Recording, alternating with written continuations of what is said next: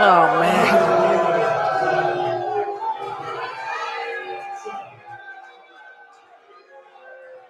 First of all, the only thing certified tonight is going to be the ass whooping that this guy gets.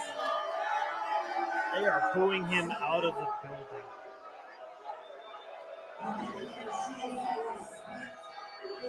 Your new Magnum Wrestling champion. Get on your feet. He is more than a conqueror. He is the Jeez. Wrestling champion.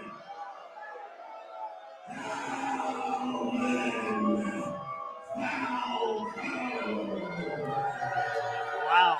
You know, I always thought that, like, the Apex, the Crucible, Fowler were the most hated people in Magnum right now. But honestly, They got it them. might be Falcone and DeSanti. Yeah, they definitely have them beat. I don't know that I've ever heard such a resounding boo before. If I was referee Pee Wee Howe, I would keep an eye on that chain. I would keep an eye on the chain and Joe DeSanti. Because let's be serious. That man don't know how to mind his own business. Oh, there's a chant if I've ever heard one. Paper champ. I believe, and again, it's been a long night, so I could be wrong. This could be one of Alvin's first defense. I think it is. His first defense. I think it is his first offense, and he's got one hell of a first opponent. Since when he shockingly ended the career of TJ Bad Boy Benson, both as a performer and as part ownership. But he's got a tall task ahead of him in the form of Luke Curtis, who is no slouch himself. He's competed all over the country, has competed for the prestigious 10 pounds of gold, the NWA World Heavyweight Championship. Honestly, Alvin Falcone's detriment tonight might be the fact that he is unable to turn off the sounds of the crowd. Right. You could see it in his face that paper champ chant was getting to him. Yep. It was definitely getting under his skin. And we all know that he loves nothing more than to jackjaw and engage. And Luke Curtis is not the kind of competitor that you want to have any distraction from. He wears almost a motif of confidence when he comes down to the ring and like in all that elegance or whatever, almost like he's not as fazed by a crowd that may or may not take to him as they take to others. He's not affected, just in my experience from what I've seen of him so far here in Magnum.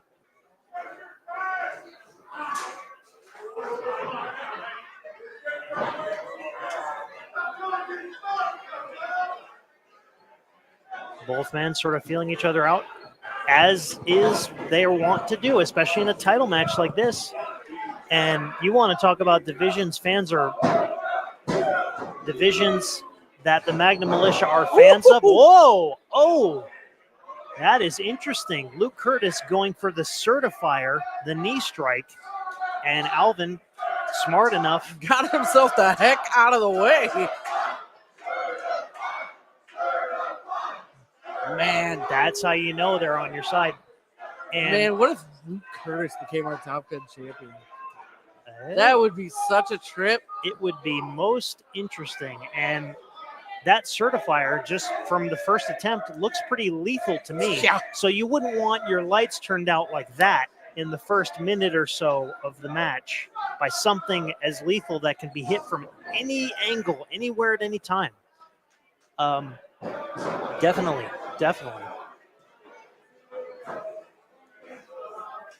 Curtis with the headlock. Jockeying for position. Ooh, vicious boot right to the sternum puts Curtis down. Off the ropes. Curtis rolls out. Back again, puts on the brakes. Ooh, holy cow. Biggest chop of the night, would you say? Yeah. Go behind. 100%. Felt a breeze off of that one, which is Curtis nice because up. it's hot up here. Rolls through. Nice chain wrestling by both men. Only 2 count. Alvin again putting on the brakes. Like with a lethal knee strike like that, you've got to prevent and preclude every opportunity for him to hit that. And almost like an inverse, just like Curtis can hit that knee strike from anywhere, Alvin can hit that axe kick from anywhere. Yes, absolutely. Both men have a lot of deadly tools in their arsenal. Leg lariat by Curtis. I believe that was a leg lariat.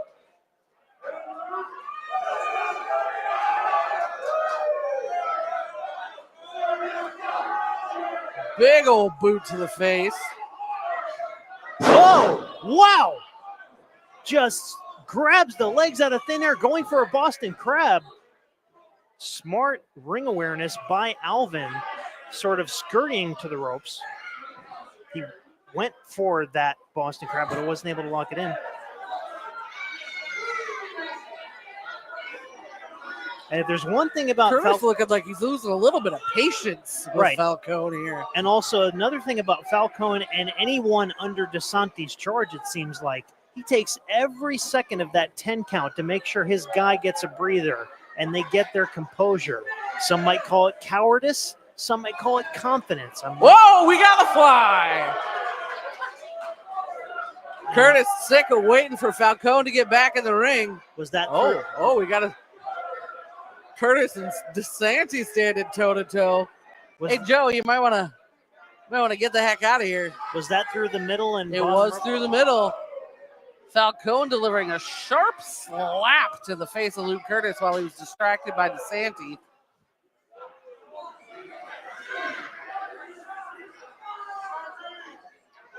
Both men sort of brawling on the outside and sort of whips him back inside, but nope. Curtis with a drop kick through the middle and bottom ropes, keeping Falcone sort of at a distance. He's keeping one eye on Falcone and the other on Joe DeSanti, which is the way you got to. But this is a title match, and you cannot win it outside the ring. You have to get your opponent back in. Gave Falcone a toss. Stalking DeSanti now. Oh. I'm not saying I wish for this for Christmas, but I'm also not saying I didn't. But he's got to keep his eye on Falcone. Oh, hey! Wait a minute. Hey! You saw that, right? Right, I did. And Falcone had Pee-wee sort of preoccupied. Like, it was like almost like checking for an injury or something. Pee-wee never saw it. Not even a glimpse. I believe, if I'm correct, that's the first time Joe has gotten himself physically involved in a client of his match. I don't know if maybe lately. Yep, lately. I know all too well about Joe DeSanti getting himself physically involved in matches, but I think this is the first time in a long time a client of his has been in the ring and he's gotten himself interjected. He took advantage of the referee's distraction, though. Unfortunate. Pee-wee trying to get both of his men back where they belong. Still no knowledge of the low blow DeSanti delivered to Curtis outside the ring there. Falcone on the second rope, sort of perched there. Oh my God. Clothesline off the second rope. And maybe Falcone might have figured that Pee Wee Howe is only a junior official in Magnum, so he figured he might be able to get away, and unfortunately he did. If he had tried that with Rudy or someone else, I'm not throwing shade at Pee Wee. I'm just like, maybe that played into his decision making. And just wrenching on the neck and the throat of Curtis on the bottom rope there. Curtis trying to fight back. Trying to put a little space between him and Falcone. But anybody who's been kicked or hit below the belt there, it disables you for a while. Like, I've never seen somebody get hit there and just completely be unfazed by it. Come on. Falcone Shoba. Oh, wait a minute. Is he calling for it? I think he is. Up. He's got Curtis up. Curtis fighting out of it. Hey, there we Rolls go. up. A little bit of a roll up. Only 2. Couldn't hold him. Takedown. Rolls through. Another 2 count. Come on. Oh, there it is. Oh. That axe kick from out of nowhere, it seemed like. Just that quick cover. No. Thought he was going to retain there because the axe kick is one of his signature moves. It is. And I mean, with legs that long, it's a pretty damn good signature move. That's true.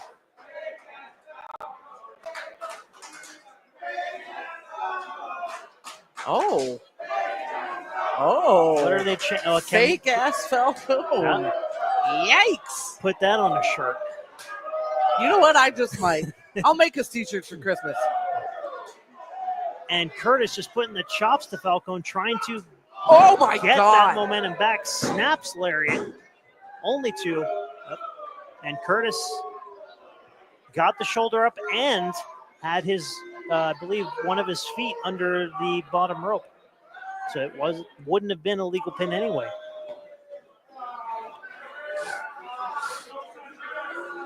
Vicious kind of a snap, short arm lariat by Falcone, but not enough to put him away and retain.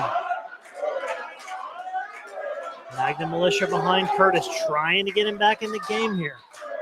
He has taken a lot of hard knocks here in the last few seconds of this matchup. Oh, another example of toying with the fans. He went off the ropes acting like he was going to do something flashy, but just applied a headlock. Alan Falcone loves few things as much as he loves toying with the Magnum Militia. As does Joe DeSanti and anyone under his employ.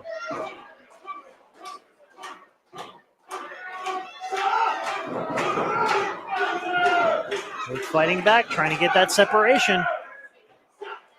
Got the hold broken, but got a punch to the back of the neck and then the face for the trouble. You notice Falcone is staying very, very close to his opponent. He's not walking away. He's not prancing around as he's known to do. He's staying close to Curtis. I guess he figures this is his first defense, so he's got to get serious and stay serious. Oh, another boot. Measuring him. Misses. He's not, he can't grip him. He can't grab him. Go behind. Both men trying for it. Oh, jeez. Falcone plants him. Now he's getting some distance between him and his opponent. And it looks like it might have been a mistake. Oh, man. Leg lariat blasts him in the corner. Jeez Louise. Got him Certified up. got him up. Plants him down. Almost like an exploder power slam, if I had to put a name on it or put a description to it. Oh, going for that Boston Crab again. He's got it locked on. He's got it in. He's wrenching on it. Falcone's tapping. Hey! Turn around, Hey! Pee-wee. Falcone's tapping. DeSanti had Pee-wee distracted, and Falcone was tapping to that Boston Crab. He tapped out. And it didn't look like any regular Boston Crab. He was really getting the torque and the height on it. No wonder Alvin tapped that quick, but Pee-wee never saw it. Went for that axe kick. Curtis tried to kick of his own. He's got him up.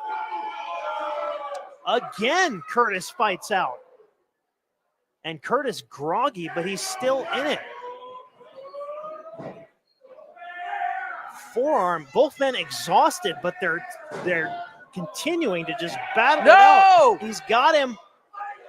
Doesn't look like Falcone's going to get out this time. Across the knee. And both men are down. What a match. I don't know who's hurting more. Somebody's got to go for a pin, though. Both men. And these 10, Falcone draped over Curtis. No! 2.8889.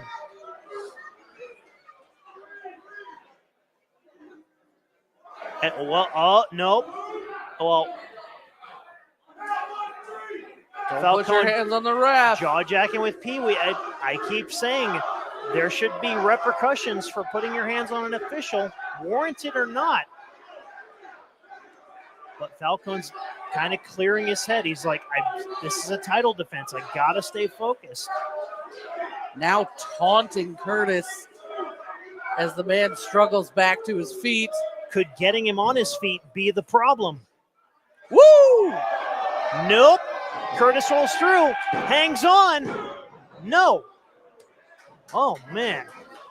Leg lariat again from out of nowhere. Cover by Curtis. No, wait a minute. And DeSanti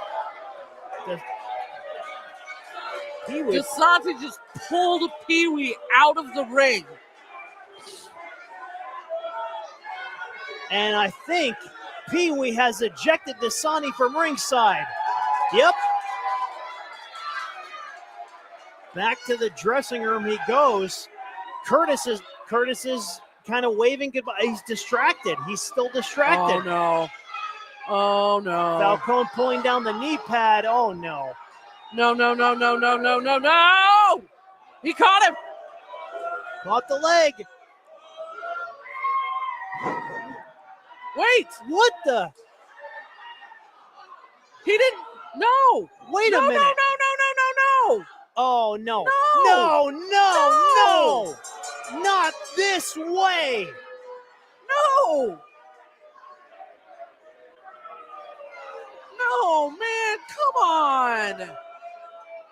That's the thing Pee Wee sees? Out of all the things that have happened tonight, that is what Pee Wee sees? I can't believe it.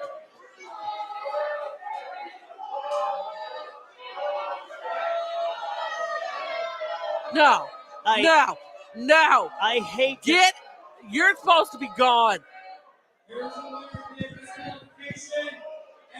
Come on.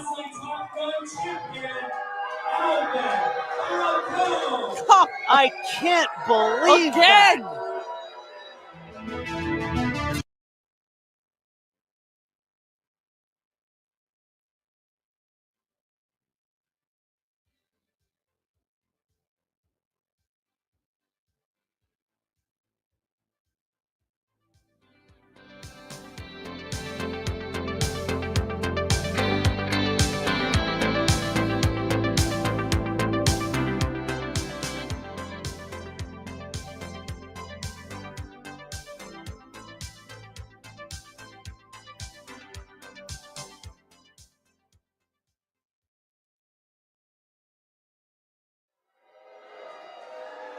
Come on, man.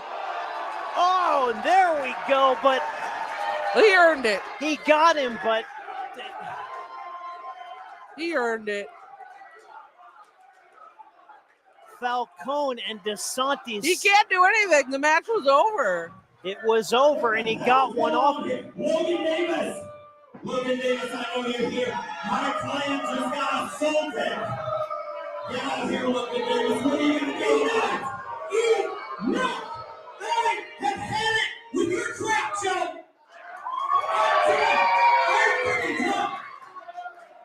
Oh, yeah, nurse that little chain birds or no disrespect, all flowers to you. However, I have a problem with you.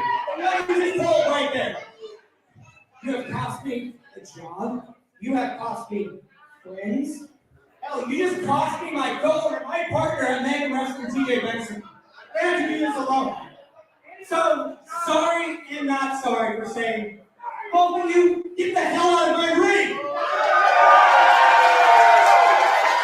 Logan has had enough.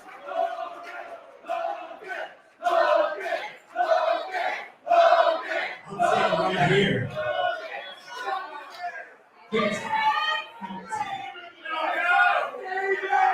What are you going to do about it? Oh, So, do you really expect me to be afraid of someone who was put down by a 10-year-old back in September? That's true.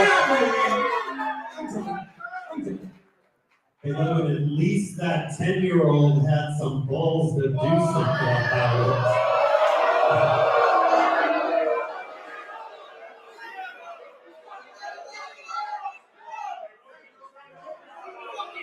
Oh, man! Logan Davis has attacked Joe DeSanti. He had enough. And that was the straw that broke the camel's back. Oh, man. That's the best thing I've ever seen. Best Christmas ever. Hey! Wait a minute. No. No. Logan in the camel clutch. Somebody get out here. No.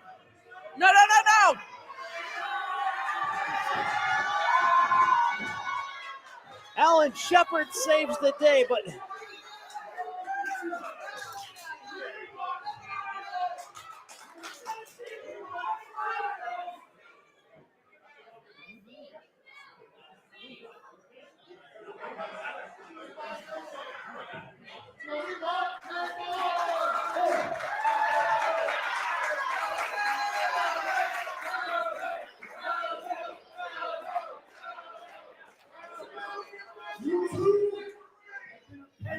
And my ass, everyone else's ass for a long time.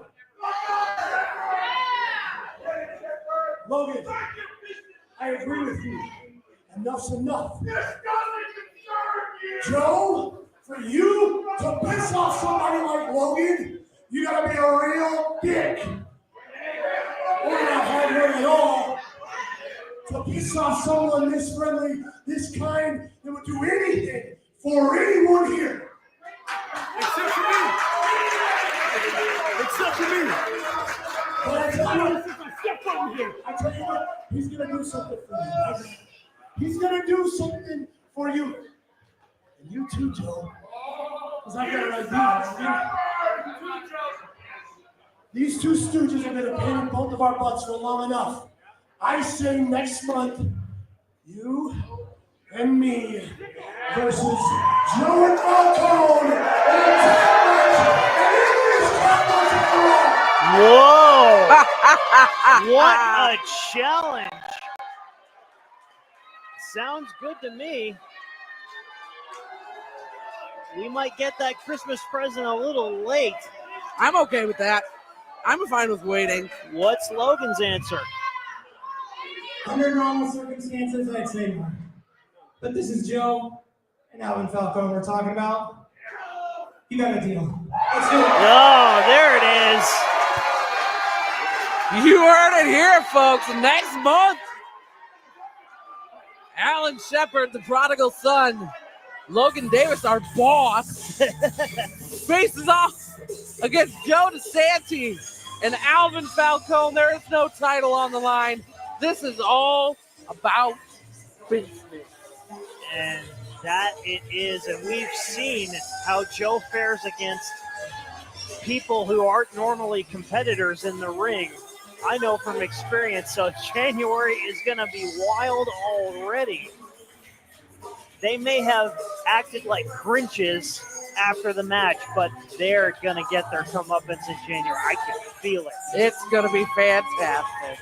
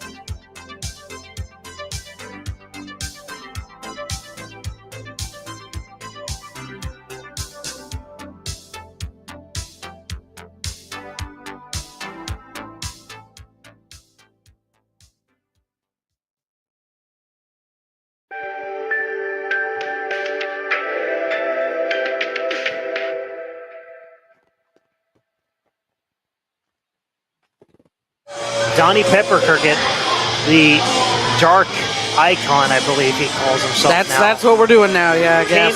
came out to address the Magnum Militia, and specifically,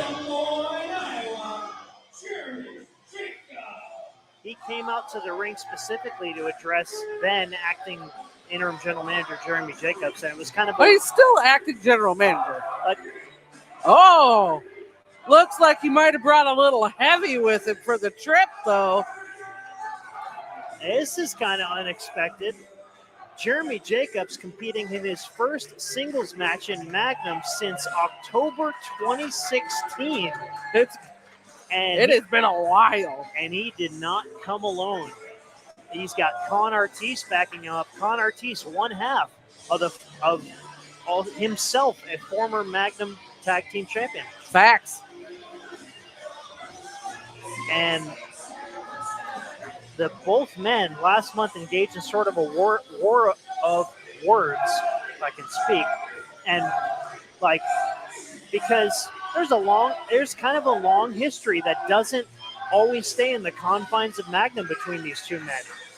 Jeremy started a little company in Iowa called Adrenaline Pro Wrestling. It was where I learned to referee. And one of the men that was instrumental in helping Jeremy get his foot in the door in this business, in all aspects of it, was Donnie. And he helped out so many people there. So there's a history there. And it was almost like Donnie was goading Jeremy. He was. He absolutely was. To take off the suit for 1 month and put on the pink trunks and the pink tights and the tassels and the quart of baby oil again. Wait. What the? Do my ears deceive me, or is that Donnie Pepper? What the hell? Old music. This isn't. What is he doing? I can't explain this, Magnum Militia. He's got to just be playing with him at this point. I mean, come on.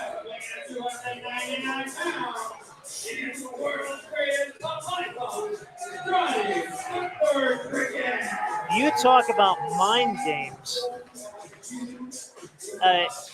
and just look at Jeremy's face. He's disgusted. He just wants. He knows what's going on. He knows what this is. This is all just one big joke to Donnie Pepper Cricket.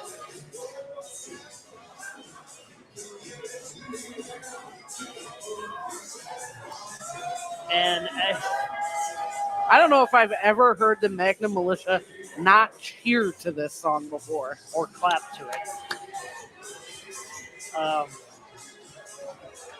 And I think in Donnie's mind, or what's left of it, now he's leaving? I don't. Con keeping the perimeter clean because you know damn good and well.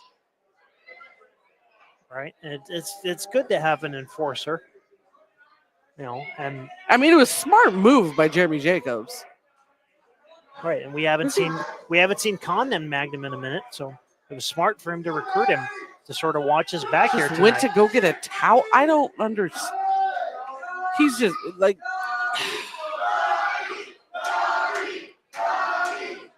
This is strange. He's got the old gear on. The green and the purple, or green and blue. I'm technically colorblind, but he's got the old getup on. I don't get it. But I mean, come on. If this idea of mind games is going to be very, very interesting, and if I may kind of... Jeremy's not buying a second of this. If I might venture into Donnie's mind for a second, and I know that's kind of a losing battle with anybody. That is an interesting choice to make, Peter. But like with the mind games, he also has to parlay that with the fact that Jeremy hasn't wrestled in 8 years. Yeah. In fact, the entire last year, he's been in a suit. Right. Because there was a confluence of events, and we all know the history of what all happened. And it was almost like Jeremy had no choice but to take on that position. I'm sorry. You kind of know where I'm getting here, but it's like, I don't think his in-ring career ended by choice. No. Different stuff happened. Things went down at different points in time. Life happened. And decisions needed to be made. Right. Could it be that Jeremy Jacobs hasn't lost a step? Woo! And that might have just proved me right. Impressive head scissors takeover on a big dude like Donnie. What is happening? Jeremy, what are you? What the? He just threw Pee Wee Howe and Pee Wee Howe with the roll up. What the? Wait a minute. I did. What am I witnessing?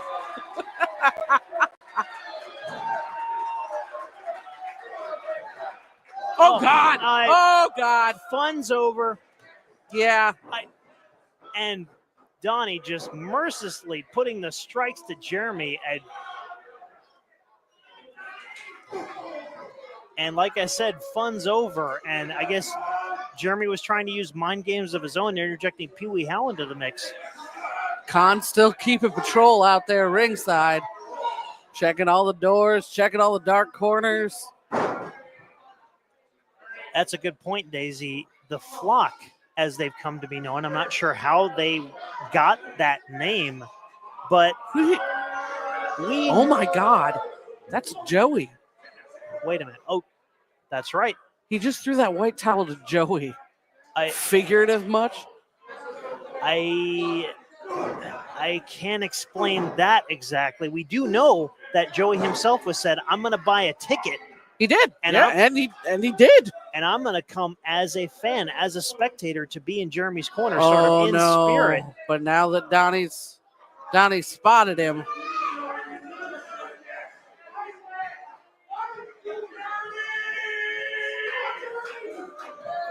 Former, I guess you could say, Magnum General Manager Joey Anderson currently suspended. Suspended, yeah. After his actions at Over the Top 2024. He just lost his cool. And back to Donnie's minions for a second, we know as much as we knew months ago. I literally know nothing. This is so cryptic. All we know is that just these... Like, you see them when they come out and you don't see them again. Nobody answers any questions about that. Like, these sort of gangly, voiceless... It's almost like they're a figment of our imagination. Right. But they're there. We know they're there. They can control the lights, and it's just...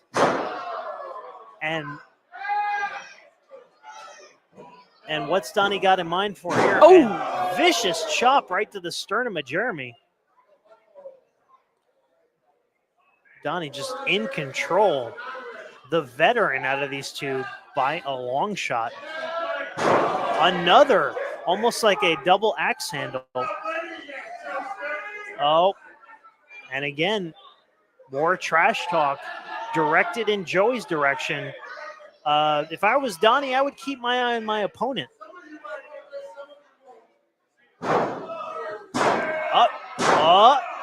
Here's a deep cut. Donnie ever going for an aftershock and didn't quite get all of it. Trying to pay homage to Earthquake John Tenta, but Jeremy sort of put on the brakes there. God dang. Jeremy's got to do something here. There we go. Innovative, putting the boot up and sort of catching Donnie in the upper inside of the thigh, I would guess, and a drop kick sends Donnie out to the floor. Don't count Jeremy Jacobs out as a competitor. He's no slouch. Himself a former Magnum Tag Team Champion, a member of the Hard Foundation. Yep. And wait a minute. What do we got going on here? What? There they are. But Khan accompanied Jeremy to the ring. Khan putting himself right in between. And it's breaking down. And 4-on-1. I mean, Khan's a big guy, but that doesn't seem like a fair fight. They're just swarming him. And what's Jeremy doing? Nothing good, I can tell you that much. Whoa! Plancha takes everybody down. Khan still standing.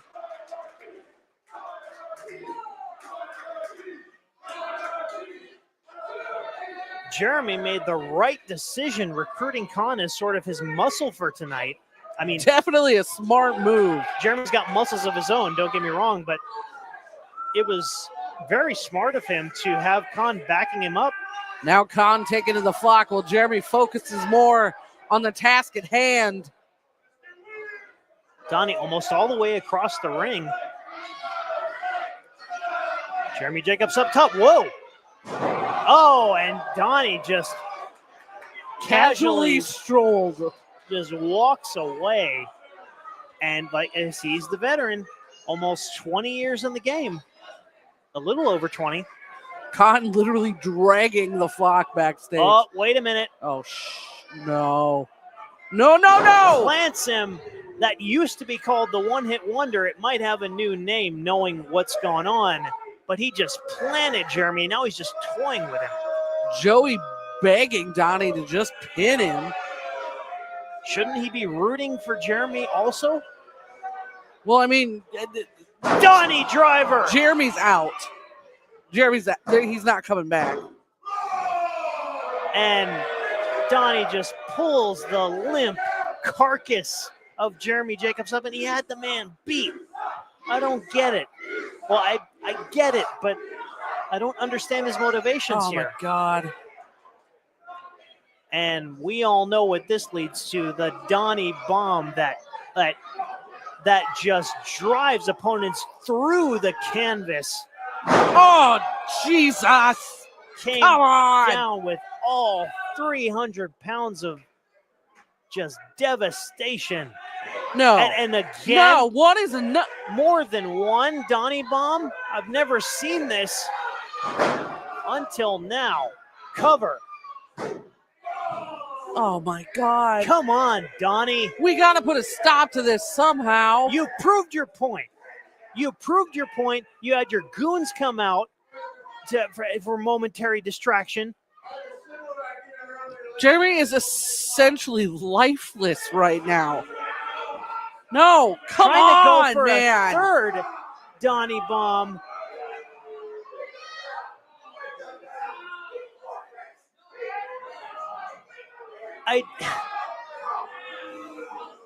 There's got to be serious injuries here. What? Wait a minute. What?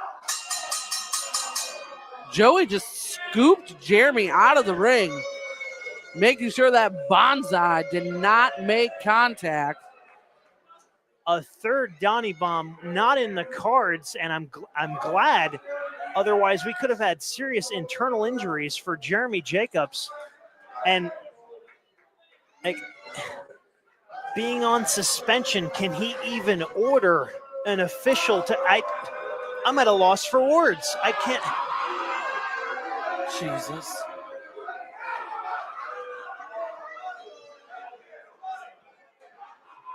I mean,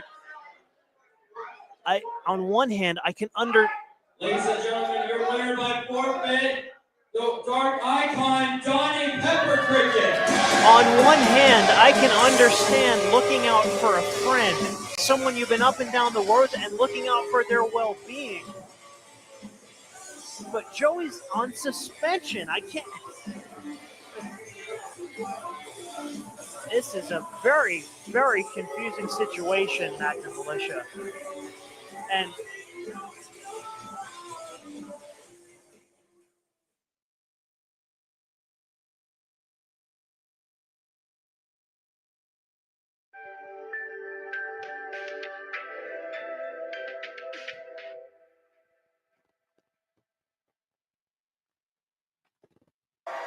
And a main event it is.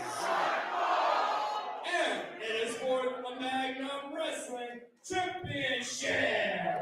this might be one of the most anticipated main events in recent memory, because you have a faction that has just been running roughshod over Magnum pretty much since our relaunch, restart, whatever you want to call it. And now it seems like there are fractures and fissures in the Bulletproof legacy. All because of this man. I feel like we need to make it known that Fowler had no intention of actually granting Nino Hatchet a title shot he was forced. Right. He was going to keep stringing him along, just as let's be serious. He's been playing mind games with the Crucible and Nino Hatchet since all this nonsense started. But yet none of them see it except I think Nino's starting.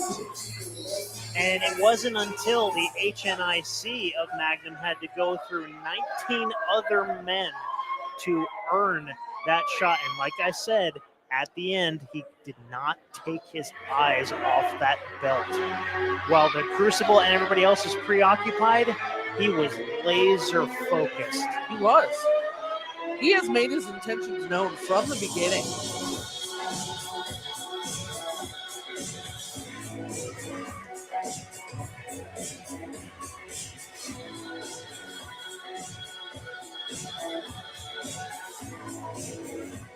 And Magnum, Jason Stripe, is up there right now, leaning back in a chair, and he is ready to witness a classic with a big smile on his face, that grin we know all too well. Speaking of which, Fowler is donning the same trunks and the same gear that Jason Stripe wore in his match against then NWA World Heavyweight Champion Nick Aldis at Anniversary Volume 10. So that's a fitting tribute to the one and only Jason Stripe from what he says, or what he has said is one of his best students. And that's a fact that's hard to argue. Despite the fact that maybe we don't like his attitude, we don't like his actions sometimes. Jay Fowler is an incredible talent. Definitely.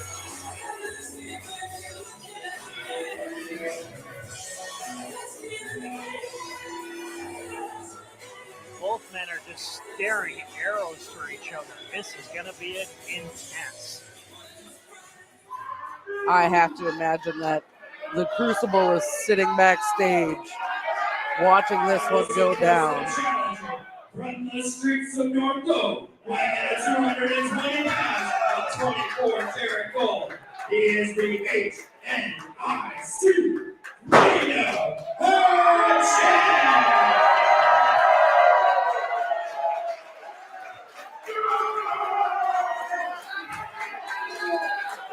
Next, the champion from the Steel Factory, weighing at 202 pounds.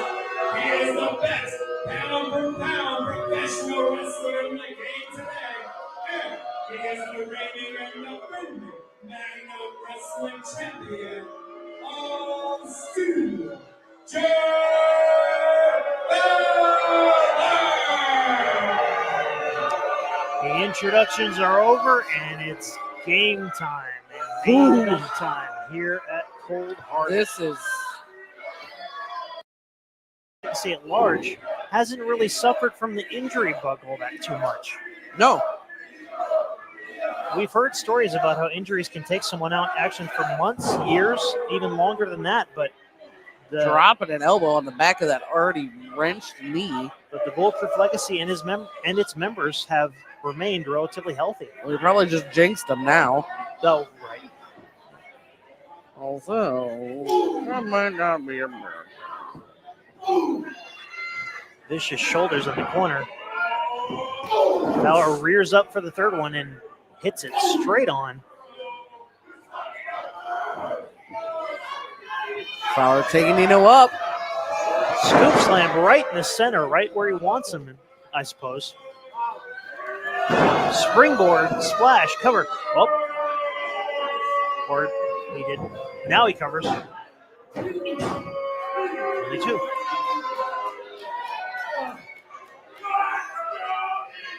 It seems like the longer this match goes on, the more pressure is going to be put on that knee, and also the more frustration is going to set in for Fowler as far as trying to put him away, trying to use all kind of different methods in his arsenal.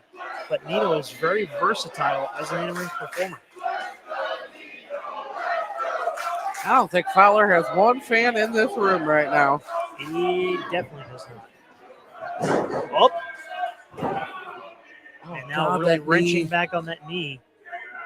in terms of both men's arsenals, the HNIC of Magnum likes to use that slam right in the center to put his opponent away. Meanwhile, He's going to have a hard time hoisting anybody up with a knee looking like that. definitely, and Fowler employs the Shining Wizard, the Steel Trap, the Fowler Slam, all kinds of stuff.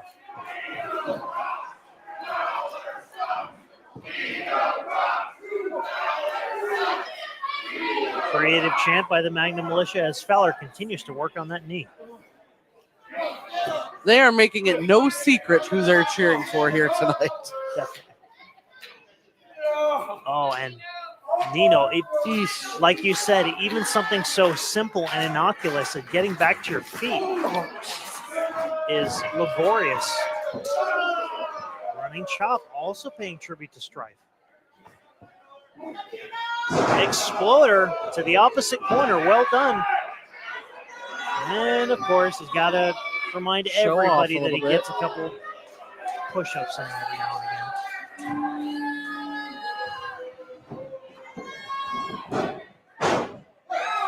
Another one count. Still a very quick kick out for as much as Nino's been put through here. Definitely. Nino wants to try and stay as upright as he possibly can and not give Fowler any time to capitalize on any disadvantage he might have.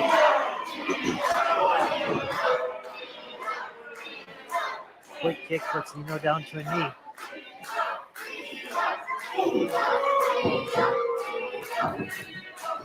Forearm, oh, off the ropes. Whoa, there we Nino go. held him and There snapped we him go. down. Variation of the STO. Nino getting a little bit of gas there. Whoop. Went for the knee strike. Fowler moved out of the way or ducked it. Same thing, just a little bit different. Nino misses in the corner. Fowler puts the brakes on. Forearm to gain the separation. Oh, we've seen this before. Ace Crusher using the second rope as a springboard.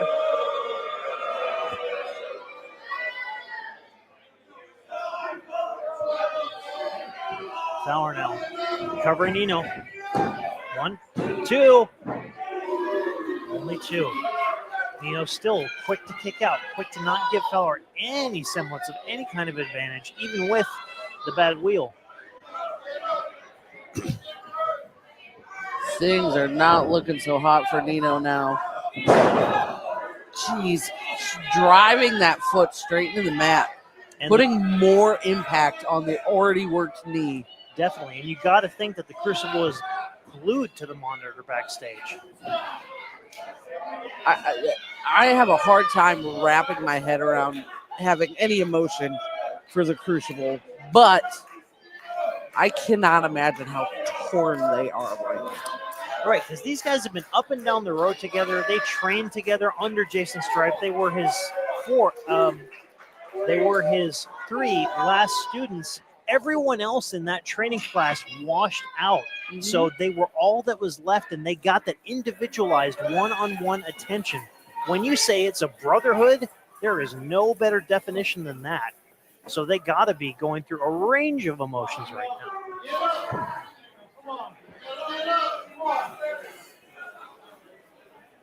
Fowler almost trying to taunt Nino back to his feet. Could that be the wrong move, giving him too much time to recuperate? Oh, Nino is struggling. Giving him There a we free go. shot. Come on.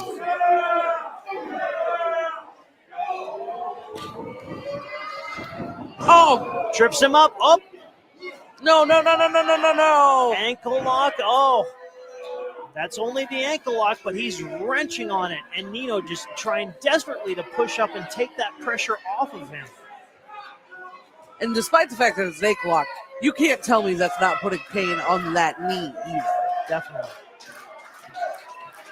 As much pain that's already been inflicted on that knee, any little thing done to any part of that leg is going to make it worse. Exactly. And just wrenching on that ankle. Nino getting himself turned over, taking a little bit of the pressure off. Pushes him off.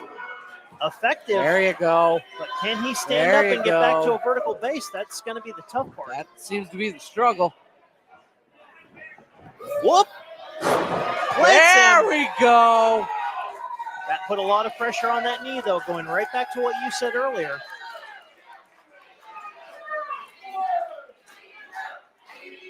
And the 10 count in any match is crucial because every second of that 10 count is a second to get your bearings, figure out where you are and what you want to do next. People kind of underestimate that whenever a moment like this happens in a match. Sometimes it happens more than once. And every time it happens, well, not every time, but 90% of the time, and in this, it's needed. Right. Neither men actually making it back to standing, just crawling across the ring and slugging the crap out of each other. Sometimes that's all it comes down to, or the fans certainly enjoy it.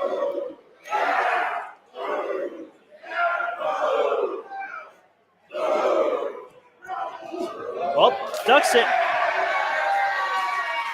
Elbow by Nino. Ooh. He's got him upside or backbreaker. Onto that bad knee. That's a chancy move there.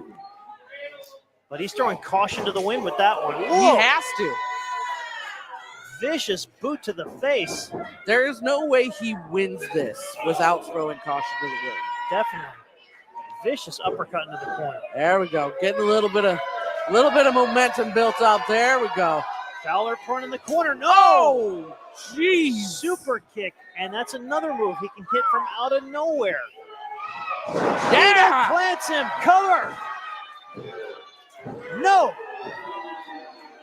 We almost had a new champ there.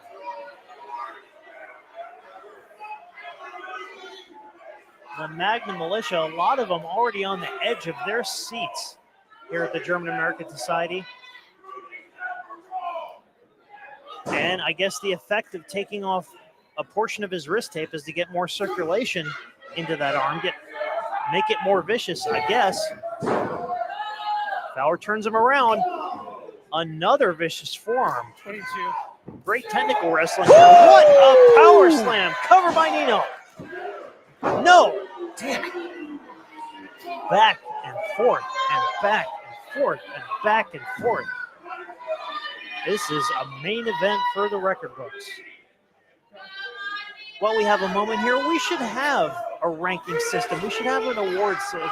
Just throwing that out there because there's a lot of good candidates, especially from 2024 alone, that could measure up here. Oh, we've seen this before. He's got him. Oh, wait. Fowler put the brakes on. He's got him up. Oh, God. Fowler slam. Cover. No. He was able to hit that Fowler slam. A lesser man would have been done. Before that, Nino planted Fowler and was able to hold him up all that time, even with the bad knee. So maybe it's starting to recover a little bit.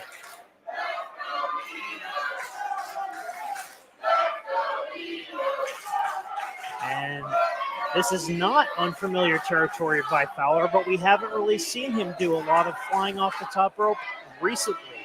I'm not saying he can't. I'm just saying it's been a while. Oh, he definitely can. It used to be a staple. It used to be the only thing you'd see out of him. They didn't call him Superfly for nothing. But it's been a minute. Oh, and Nino's up there like a cat. Oh my God. It's a good thing we got a high ceiling. Superplex. Rolls him up and rolls him through. Fowler's got him now. Letting all the blood rush to his head. Jacked hammer. Cover by Fowler. No. What a sequence of events that was. The jacked hammer, a relatively new tool in Fowler's arsenal. It wasn't enough to put his buddy down, though. That goes right back to what you said. These guys are brothers. These guys are training partners, road trip mates, like anything and everything you could think of. So this is a very emotional main event here tonight.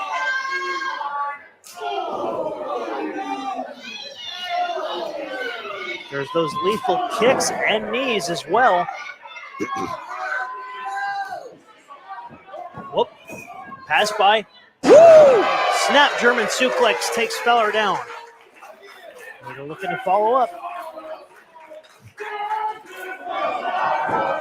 Kick right off the side of the head, and I agree, Magnum Militia. This is awesome. I got to think that Fowler probably had Nino sufficiently underestimated when he walked out of those curtains. Definitely. Who's going to get to their feet first?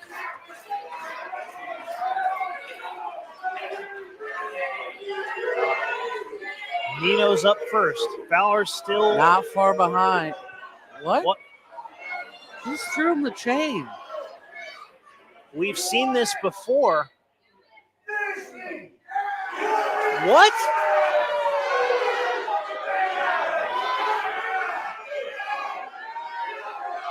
Is he going to do it?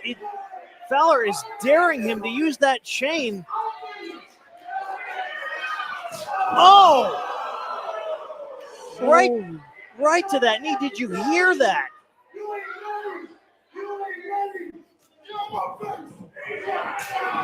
And again, Shining Wizard. Cover by Fowler. He retains.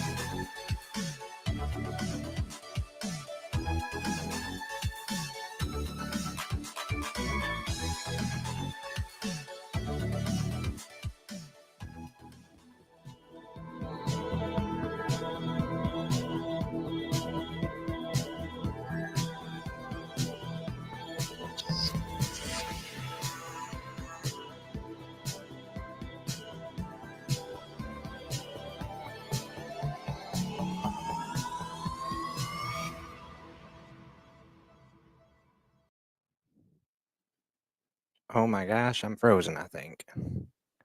Oh no, what is going on? See, technical difficulties. You got to get 2025 off like that, I guess. Okay.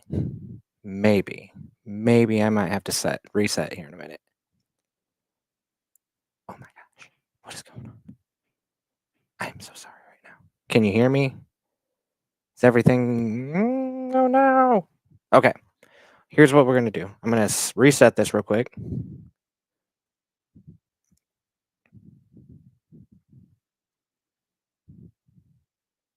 Maybe you could still hear me. Gotta have 2025. Off to a good start, everyone. All right, so you can hear me still. I am looking backstage and my special guest is nodding yes. All right, we're just going to get video back in a minute because, again, we got to kick off the year with technical difficulties. And clearly my head is, oh, wow, that's a little echoey. Okay. Give me a second. Here we go. I haven't done this in a while, so it's my first day, guys. All right. Cool. Here we go. Can we see me now? Looking backstage. Yes. All right. Hi, everyone. We have to have difficulties, right? Anyways, all right. So I'm chilling in my new man cave, having myself a little drink in my Chucky glass. Got a busy week this week. I think it big show coming on Saturday. Magnum Forever, right?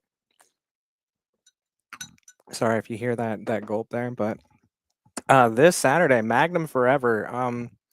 Last I checked, I think we have only 2 general admission tickets available. And with that being said, when those are gone, there's no more tickets left. We have packed the house. We have no more space. It's insane. I am beyond excited. And so tonight, I just wanted to get on to break down that card, to bring a special guest that we can kind of talk about everything. I was looking over here in the chat. Freeze frame means it's live, obviously. Joe DeSanti, great. He is in the chat as well. We will deal with him later. Oh my gosh, why am I freezing again? This is fun. My gosh. See, I tried everything beforehand.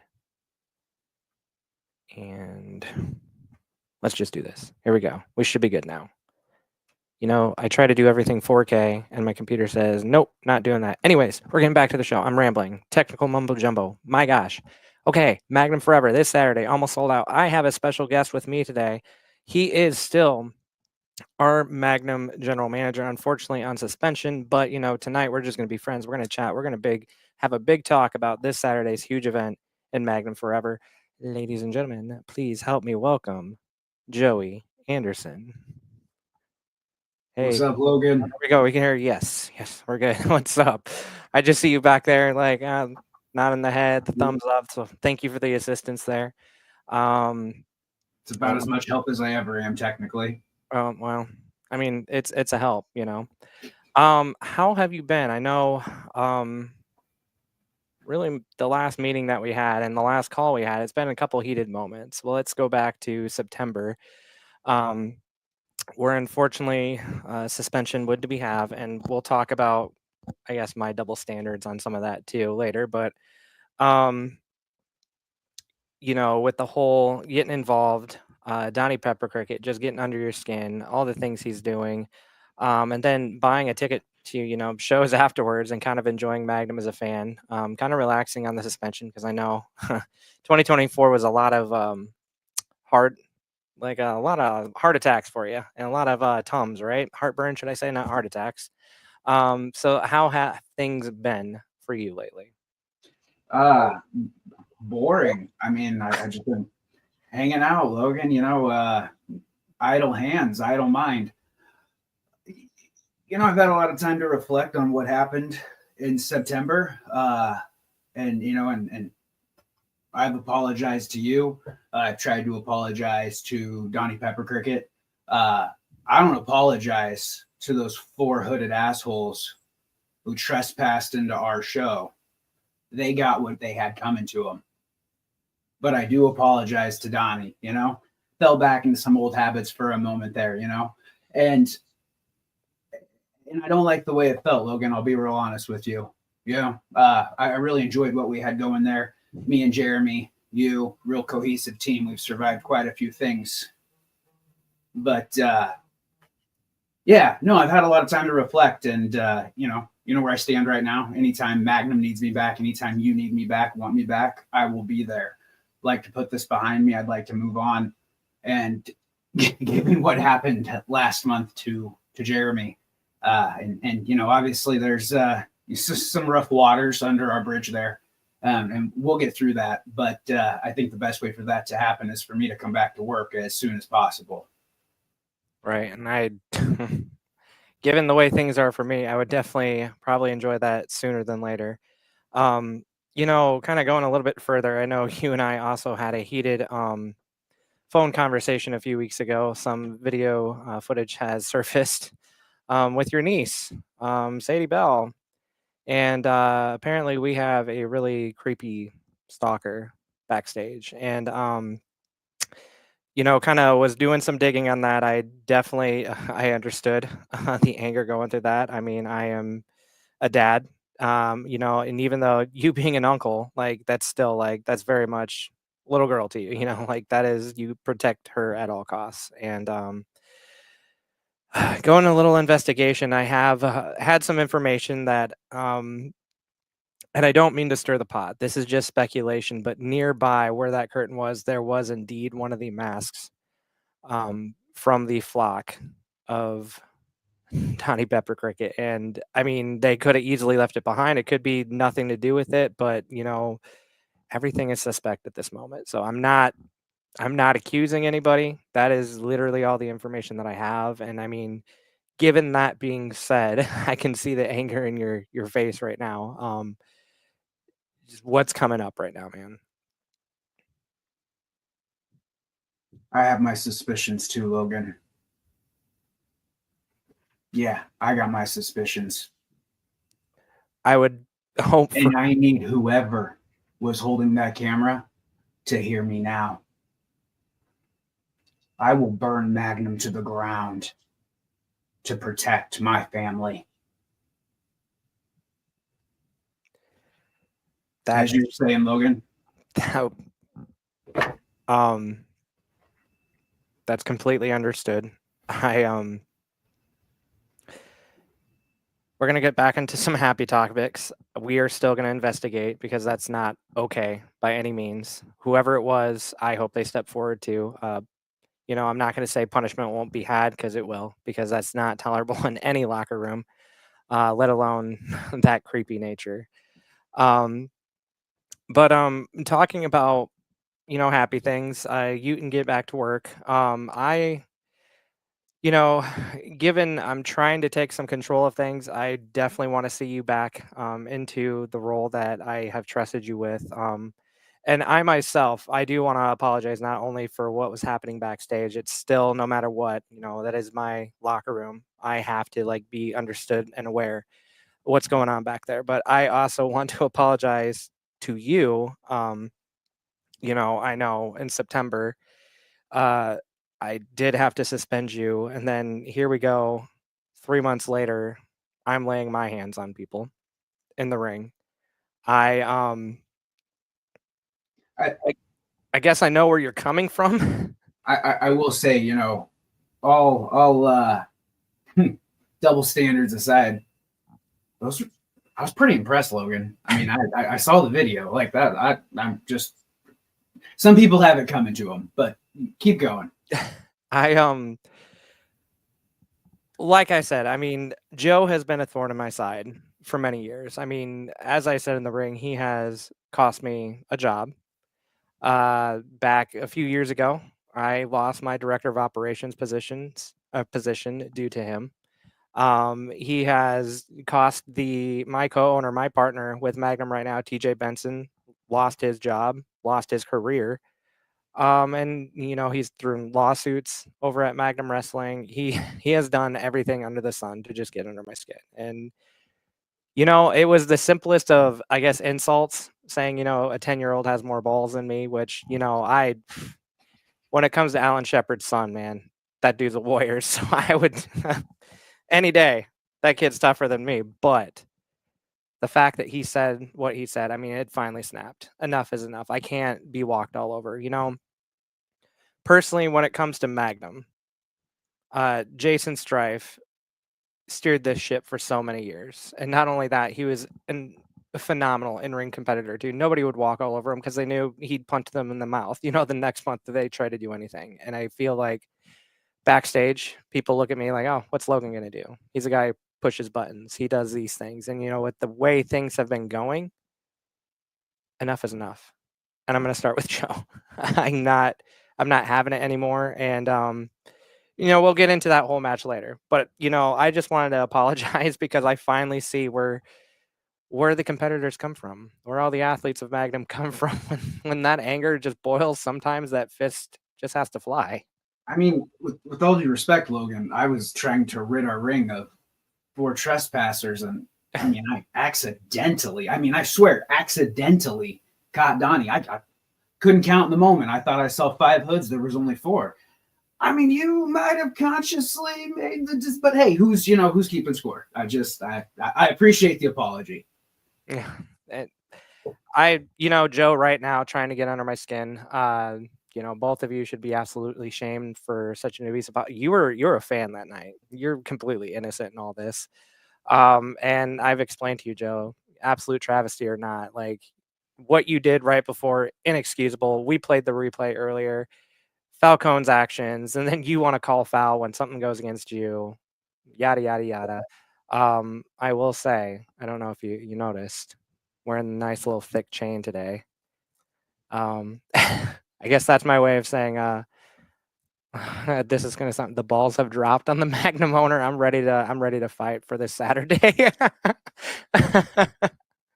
Bob and weave, Logan. Bob and weave. Bob and weave. I have been training with, some of the best at the Bulletproof Academy, and I cannot, say how ready I am. And I have Alan Shepard on my side as well. So that's going to be amazing. You do. And as much as I can't wait to see, Alan Shepard getting his hands on Joe DeSante and you, how much thought have you given to the fact that there's a good chance that Falcone's going to get his hands on you? I've been in the ring with Falcone. I've ate that pump kick. I don't blame you for pointing that out. And that's actually been said to me by, some students at the school, my trainers, everyone have kind of said too, like, I know you want to get your hands on Joe, but we need to prepare you for Falcone because there is a good chance. You are absolutely right. I'm going to be quite possibly eyeball to eyeball. Well, he's a little taller. Eyeball to chest with Alvin Falcone. And, so be it. If I have to go through him to get my hands on Joe, it'll all be worth it. I'm not going to give up easily. I could take some pain, and I will take what Falcone can throw at me. And he's a tough as hell competitor. I said it when I went out there. Give him all the roses. Alvin Falcone, Top Gun champion. Like, this guy is, a phenomenal star, unfortunately, attached to Joe DeSante. And I hope he gets a little rip there. Unfortunate that anything ever attaches itself to Joe DeSante.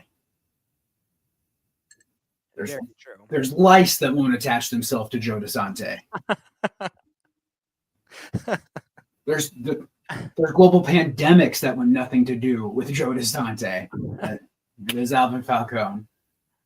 Mark of the year, Kevin Howell in the chat right now. Let's give him a hand. If the steel cage isn't being used, it should be a steel cage match. You know what? That would have been an awesome thought. I don't know why we didn't think of that. That way Joe can't run away. Just all of us brawling. Shepard could take on Falcone. I can settle my score with Joe. We all live happily ever after. Anyways, I'm going to stop talking about me. Oh, you have a question. I was just going to say, it's someone who the last time was in a Magnum ring was inside of a tag team steel cage. Didn't end too well, Logan. Just be glad you aren't in certain situations, because that's fair. Yeah, Brixton and Jameson took my soul that night. But I will leave you with one little piece of advice. There is a guy I used to know who used to say something to himself over and over and over. because sometimes you do go into a situation, to a fight when you are the underdog. Been there a time or two. Well, at least the guy I used to know was. No matter what happens in that match, Logan, make sure that one of those two men regret the fact, win or lose, that they ever stepped in there with you. Will do. Will do. The mind is ready. I have been training like crazy, and dare I say, one of our dear friends, there's going to be a lot of tribute that night in what I'm wearing. Jason Strife, he will be with me that night too, laughing his ass off because he's like, effing finally, Logan getting in the ring because he's tried before. And here I am. So I know I'm going to hear that cackle in the ring, but the power of Strife, the mind is right, and I'm ready for Saturday. Like, I should be nervous, but if I get my ass kicked, well, I get my ass kicked. But as long as I get a couple punches in on Joe and he respects the fact of who's in authority and respects my name and who I am, that's all I can ask for. So Give him hell. I'll give him hell. All right, shall we break down Saturday? Because we talked about, obviously my match, but there's so much more to the card as well. Let's start it off with your niece, Sadie Bell, going against Briar Hill. Let's go, Sadie. I'm really excited for this one. Just continuing to see Magnum invest in the future of women's wrestling, invest in women's wrestling within Magnum. And I'm just excited to see where Sadie's at, continuing to test herself, bringing in some of the best talent for her. And there were some things we were discussing before my suspension, Logan, and I hope some of those things are still in the works. Don't want to spoil anything for anyone, but this match will be a nice measuring stick for where we are with the women's division within Magnum. I say we, I guess, I'm a fan. I'm one of the militia right now. I will say 2025 is going to be a huge year in many ways. And what we discussed before, it's absolutely happening. And I can't wait to reveal everything to the Magnum fans. It's Right. It's going to be amazing. I cannot wait to hear the response, and I cannot wait to put that out there. So I think it was Jeremy's idea anyway, so I'm glad to see, he's still steering the ship. As crazy as he is, and as much as he's addicted to the games on his phone and whatever he's doing backstage, he sometimes can come up with some good stuff, which is. Did you? He's over level 7,000 on what was it, Kingdoms? I don't know. I mean, it explains why nothing ever got done, but I digress. The 5 minutes he worked, he put out some genius stuff. I will give him that credit. I can't argue with the results. All right, so we got another match. We have Brandon Nitro going against Jackson King. Yeah. Brandon Nitro, unfortunately, coming up short twice against Christian Rose. And I feel like he's kind of trying to build his way back up. And, Christian Rose, it's been said, like, it's a good measuring stick to see where you're at. Brandon Nitro, former Top Gun champion, obviously carried that title for a while, but he wants bigger and better. And Christian Rose was like a good stepping stone. And I can't imagine going down twice. Now, kind of arguable, like how he went down both times, but a loss is a loss. And Nitro is the man to say, hey, I'll take the L, but I'm going to get better. I'm going to be smarter next time. And Jackson King is a great, great. I'm not going to say stepping stone. Oh my God, no, not at all. Jackson King, please don't punch me in the face. Whoa, Jackson King is an amazing other way to test your level with his craftiness, his quick, his, dare I say, weaselness too that he has in the ring. I mean, look who has trained the man too. He has been up and down the road with our Magnum champion. So I'm pretty sure he's picked up on a thing or two. Yeah, I'm looking forward to this match. I know just to see where Nitro's head is coming off those two, close losses. I mean, we all saw what happened, but that's the thing with Christian Rose. You slip for 1 second and it's game over with a guy like that. But at the same time, this is a great chance for Jackson King to reestablish himself within Magnum Wrestling and, try to get, back on a winning streak here and You know, I know our fans enjoy watching him perform, and if he can secure a win against the likes of Brandon Nitro, then I got a feeling 2025 might be a big year for somebody like Jackson. Right. At Magnum. And I mean, he has been kind of a fan favorite despite, you know, some of his recent change of attitudes. If you follow him anywhere on social media, he's been kind of here and there. So I don't know what Jackson King we're getting. You know, I mean, I'm hoping, you know, we get a Jackson King that's going to put in that fight and test Brandon Nitro, and Brandon Nitro will do the same for him. Both of them have a lot to gain when it comes to this match. So expect a lot of competition for that one. Let's go right back on down to the card. Kit Sackett and Luke Langley. A lot of people are calling this one could be match of the night right here. Anytime we get Luke Langley's presence inside of a Magnum ring, you know it's going to be a great night. And going up against Kit, I mean, this on paper, this could be one of those, you know, technical bangers right here. And both these guys are so unpredictable and scrappy.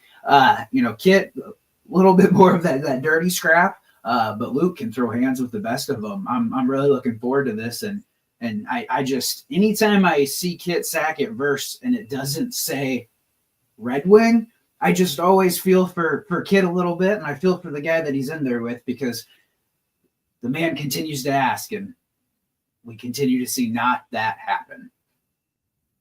Exactly. And, you know, Kit is absolutely one of my favorite wrestlers. And Luke Langley is, like you said, every time he's in a Magnum ring, holy moly, he delivers. People love him more and more. It's going to be hard not to watch some of this show. Usually I'm like parked behind somewhere in production watching this show, but obviously head's going to be elsewhere, but I can't wait to watch the replay, I guess. And before we go on to any matches, I'm just going to say this right now. Joe, do you have anything else to do with your life? I'm just looking at the comments right now, and it's like 95% Joe, just trash talking. I'm not bothered. I mean, free country, say what you need to say, but man, I really question, do you do anything else in life but hop onto a chat just to come here and troll us? And you know what? I will handle it on Saturday. That's what time is it? 7:23. Should be bedtime, right? I say he's already probably put Falcone down with a nice warm glass of milk and a soft kitty, warm kitty. Exactly. Exactly. Moving on. Dirty milk drinker. Red Wing versus Omar Pacheco.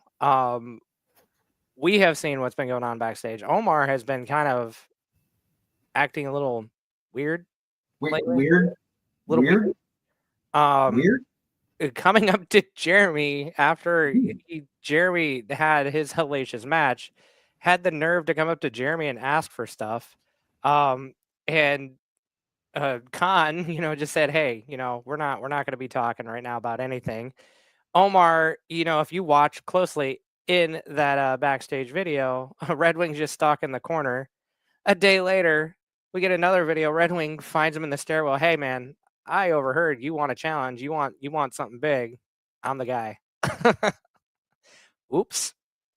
Yeah, there's one place I don't want to find Red Wing. It's in a stairwell. I mean, I really don't want to find Red Wing anywhere. I mean, maybe an open field. I mean, sure. Red Wing's a little pissed off already by what happened last month, you know, or I mean, over the last few months, should I say, when it comes to like the Crucible and Fowler and all that. But you know, going against like Kit Sackett, I mean, he had the win there too. But like, let's talk about what happened after that match too. He's pretty pissed off. Yeah, because you know, and Red Wing's had this now nearly 2-year pain in his ass, and that pain in his ass continues. You know, all roads lead back to the Bulletproof legacy, and Red Wing, I thought, and you know, my opinion was the man that should have been leading Magnum, and I still to this day think he is the rightful heir to that title. I blame myself for what happened in September. I made pretty clear that no one was to get involved in that match. And unfortunately, my absence left things wide open for the Crucible to do what they did and Congratulations to Nino. I haven't had a chance to say that or in person to him on winning over the top and getting to where he got to, and we're just seeing the way that things are turning out right now, and I don't understand what it is that Brixton Nash has that Jameson McGregor has with Red Wing. Why they can't just I feel as though Red Wing was ready to let that go and move on, but for some reason they won't. And these men are while they are dominant and while they are incredibly impressive,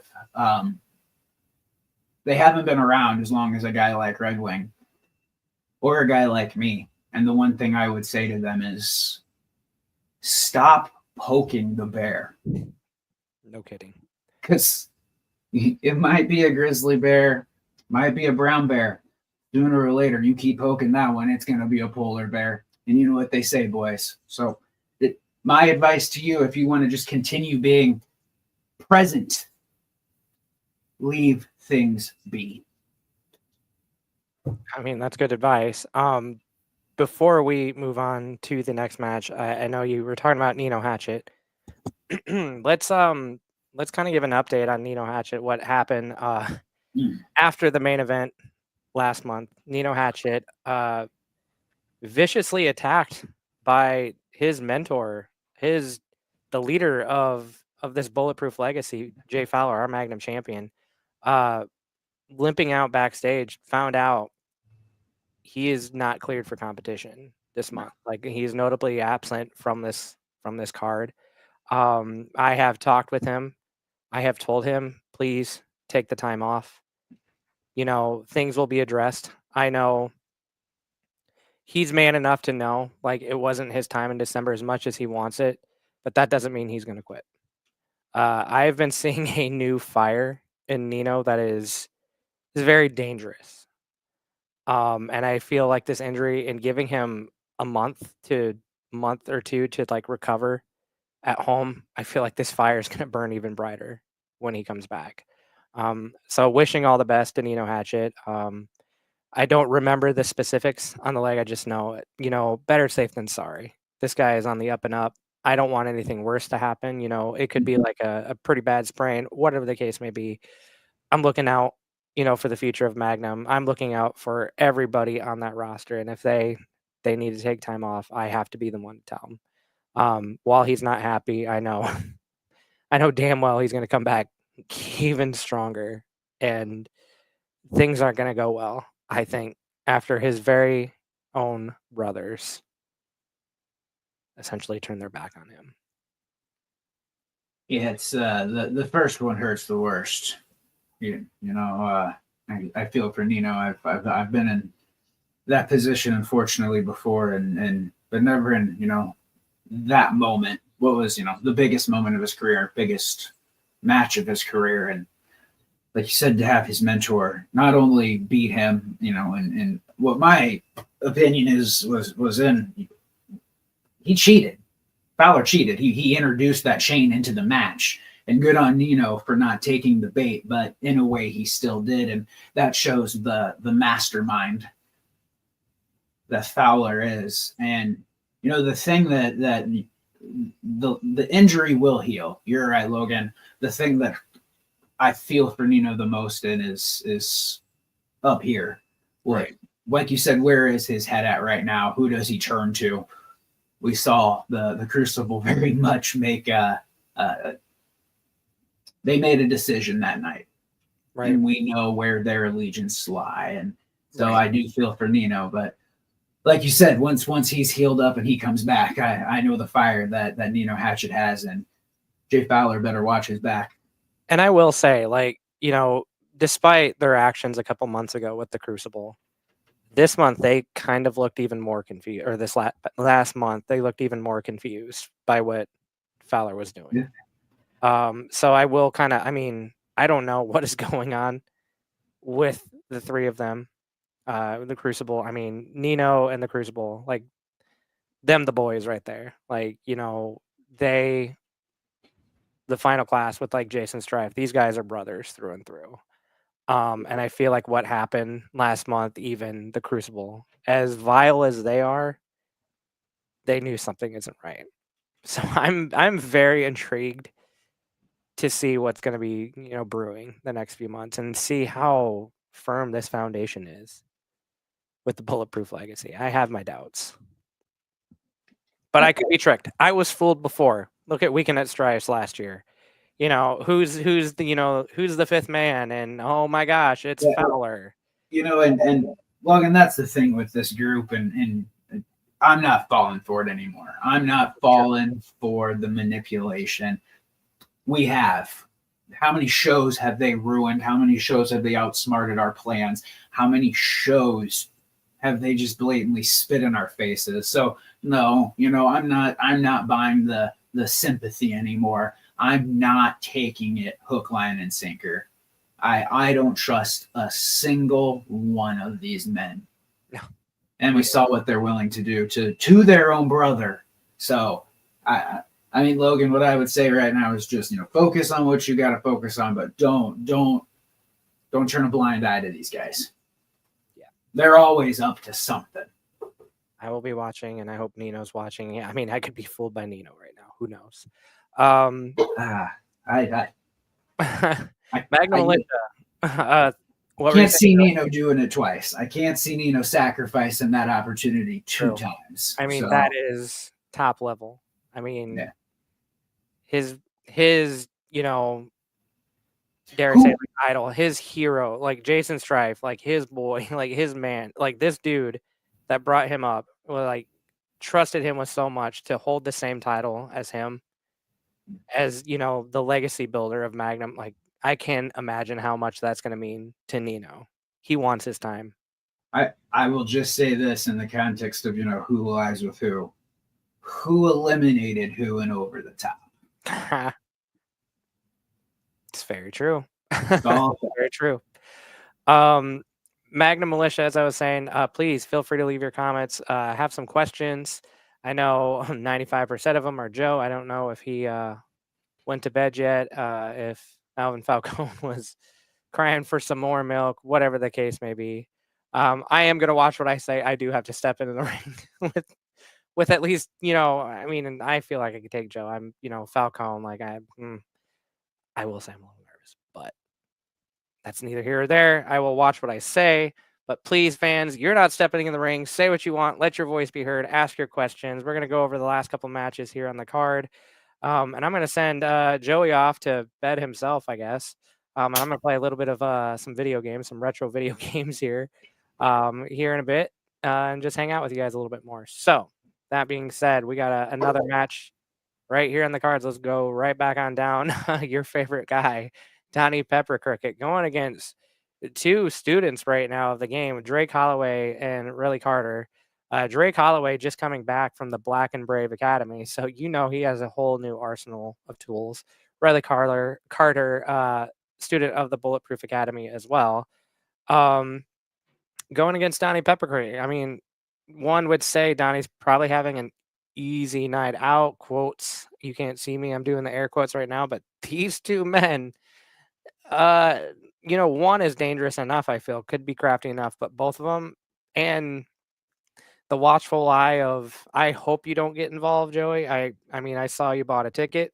I hope you're not getting involved in any way, but these two alone, I feel, are going to give a great night of competition to your favorite wrestler, Donnie Pepper Cricket. Yeah, we'll get to him in a second. What I'd say to these two young men, to Drake and Relly, is don't let this opportunity get away from you. You have a golden chance for one of you to beat a stalwart of Magnum Wrestling. So if I were in the locker room, actually, Logan, you know what? Speaking of which, I did buy a ticket, and I'd love to give that ticket away to a fan, or maybe someone who's never been to a Magnum show before, and ask a favor of you after all of these years and my time. I would like to actually come back stage this show. I would like to keep an eye on things, if you don't mind.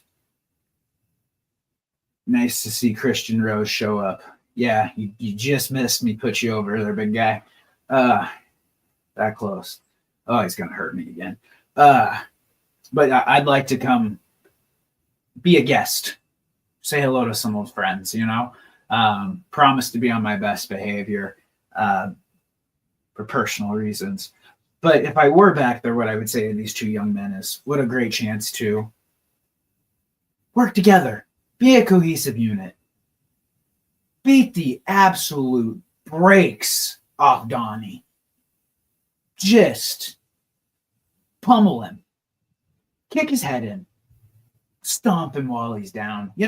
That would be my advice to them. And then once he's completely incapacitated, show out, guys. Show the Magnum Militia what you can do. But first, just break both of his legs. I'm sorry. Maybe that's, I mean, I would. Maybe if you talked to me like 3 months ago, I'd be like, hey, watch your mouth. But I don't know, man. I feel the pain more than ever. But please, yeah, I mean, yeah, let's not talk like that. We don't need injuries in Magnum. Whether or not they're Logan, I spent Christmas alone because you know who doesn't talk to me anymore? Any of my friends because of who? Donnie Pepper Cricket. right. Yeah, Jeremy and I were supposed to have a big New Year's party. Big old party. We talked about it for months and months and, wanted nothing to do with me. And it's fine. It's totally fine. So I felt break both his legs.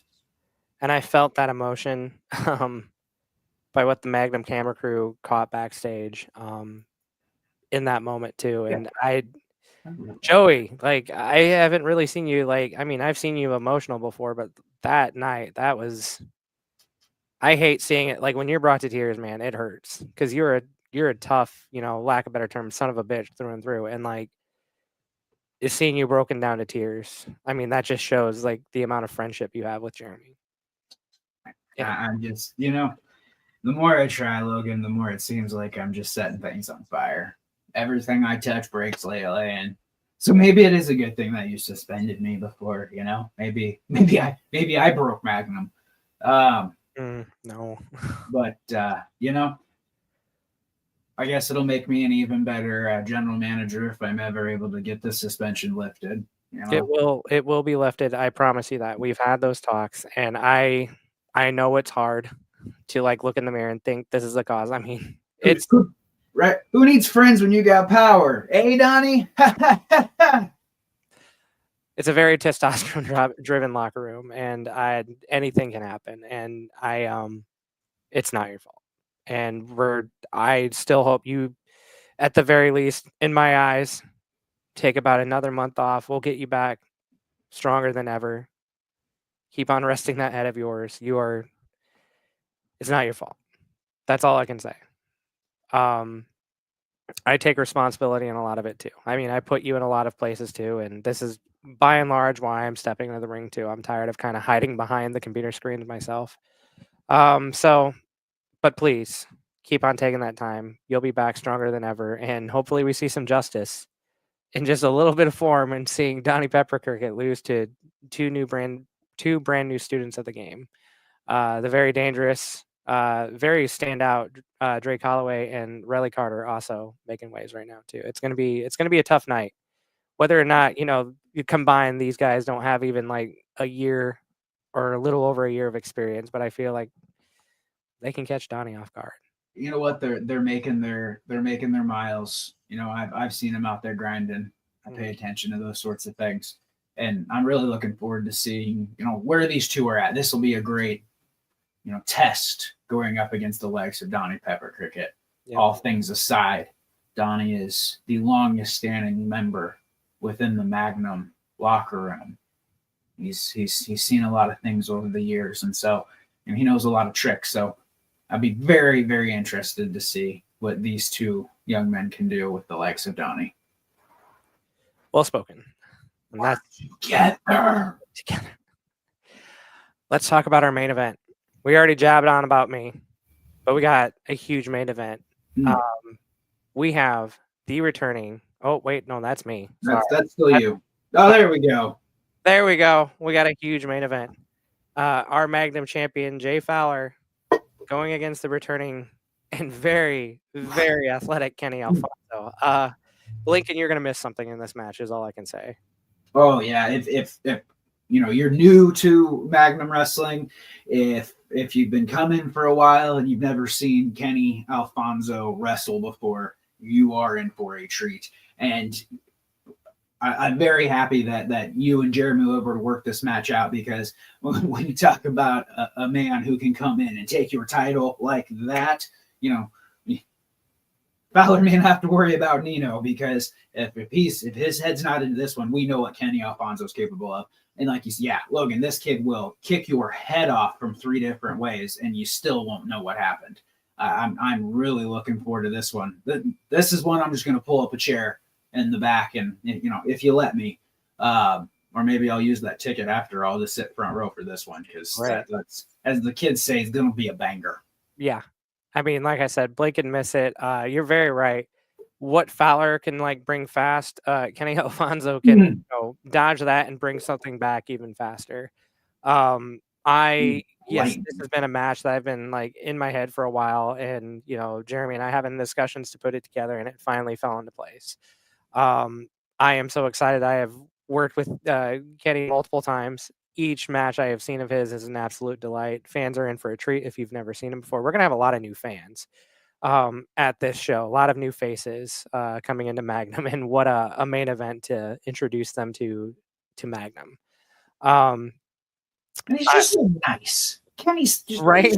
He's just never met someone who will hit you so fast and so hard, but just be so polite while he's doing it. True competitor. He might have to lose that a little bit given his opponent, because Fowler will take that niceness and use it to his advantage in every single way. But I will not. Again, I want to be still as many as opinions as I can hold as the owner of this company. I have to be impartial. Fowler, whether or not he has had some nefarious means of what he has done to keep on to that title, what he has done with that championship, it is no small feat. It is no small task. The numbers I need to get down, the precise number he's been holding that title, but I'm pretty sure if he's not the longest reigning, he's very, very close at this point too. And well deserved. I mean, this guy, hotter than ever, is not cooling down, not slowing down one bit. But after a while, after running at the speed he's doing, one has to get tired. And when I put him against one of the fastest competitors on the indies today, in Kenny Alfonso, he might lose some speed there. We might be hearing and new.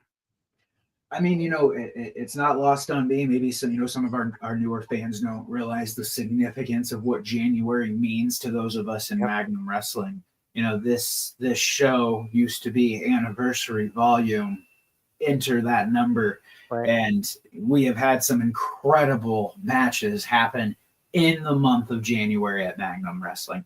My first match ever was 14 years ago in the month of January. Ironically, Donnie Pepper Cricket was across the ring.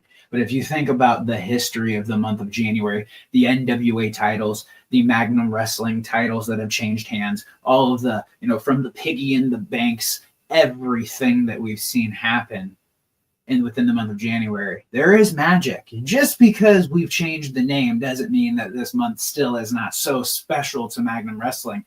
And you're right, Logan. There might still be a little bit of that anniversary magic left in. We could be hearing and new. What a way to ring in 2025.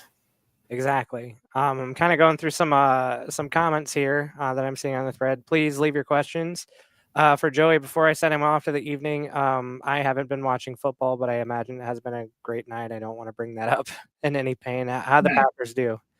Oh, they lost. Young team. It happens. They're youngest team in football. It's all right.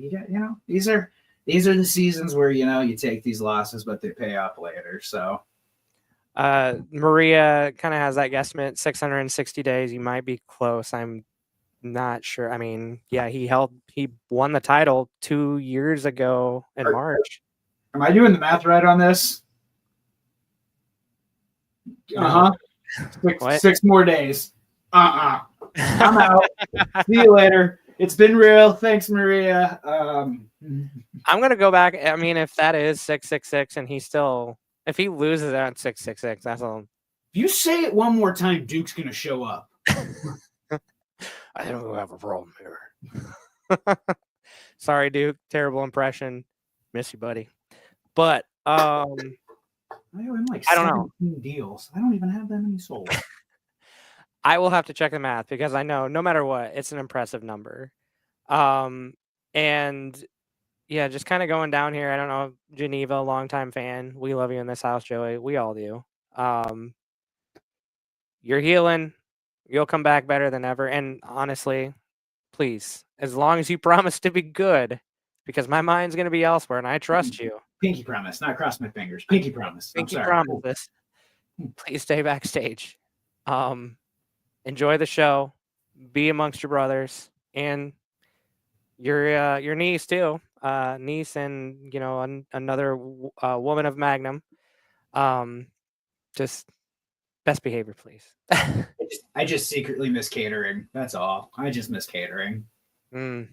That water and them nachos, I tell you what. Best water in the business. Darcy at German American Society. I cannot love that man enough. There's so much ice water. It's always full. It's always great. By the way, before you go, can we talk again about those numbers that we put out? What we raised, over $14,000. Wow. And I'm just, I say that because I just was reminded of Darcy over at German American Society. I'm going to tell a story, and he probably wouldn't want me to say this, but I will say he comes up to us as we're doing final call for raffle, and he's like, this is for the kids, because we raised the money for Angels Among Us, and I'm like, yeah. He drops down $100 bill, just no question, just drops it down. We're counting the tickets. He splits tickets in half, goes along front row, hands out tickets to people in the front row. What a dude! And then hands off like most of the rest of them to his granddaughter, and oh my God, that's the community we have in Magnum. You seeing that, how can you not get emotional? The heart that guy has, and not to mention the hospitality he has for us every single month that we're in the German American Society. Love that venue, beautiful venue. Yeah, excellent service, excellent customer service through and through. Please support them. Tip their bartenders so well. Buy all the booze, buy all the food, have so much fun, clean up after yourself, because that crew, please clean up after yourself. I've seen the floor at Magnum afterwards. Don't throw stuff in the ring. Don't throw stuff in the ring. I'm talking to you. You know exactly who you are. You know who you are. I can say I'm kind of trained now. Don't make me pull it out. Don't make me. Hey. Put it away.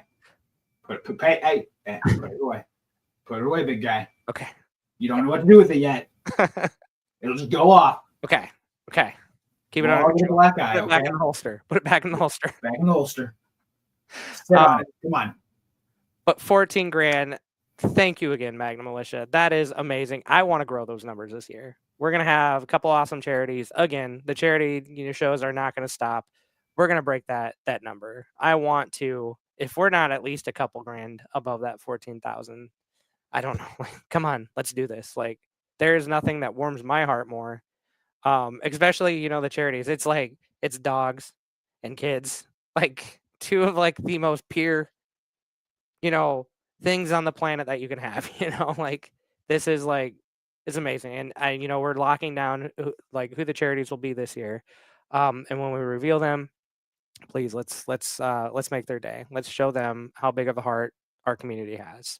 I'm so excited. I hope we break that number so much. And I have a feeling 2025 is going to be huge. I mean, we've been planning 2025 since last year.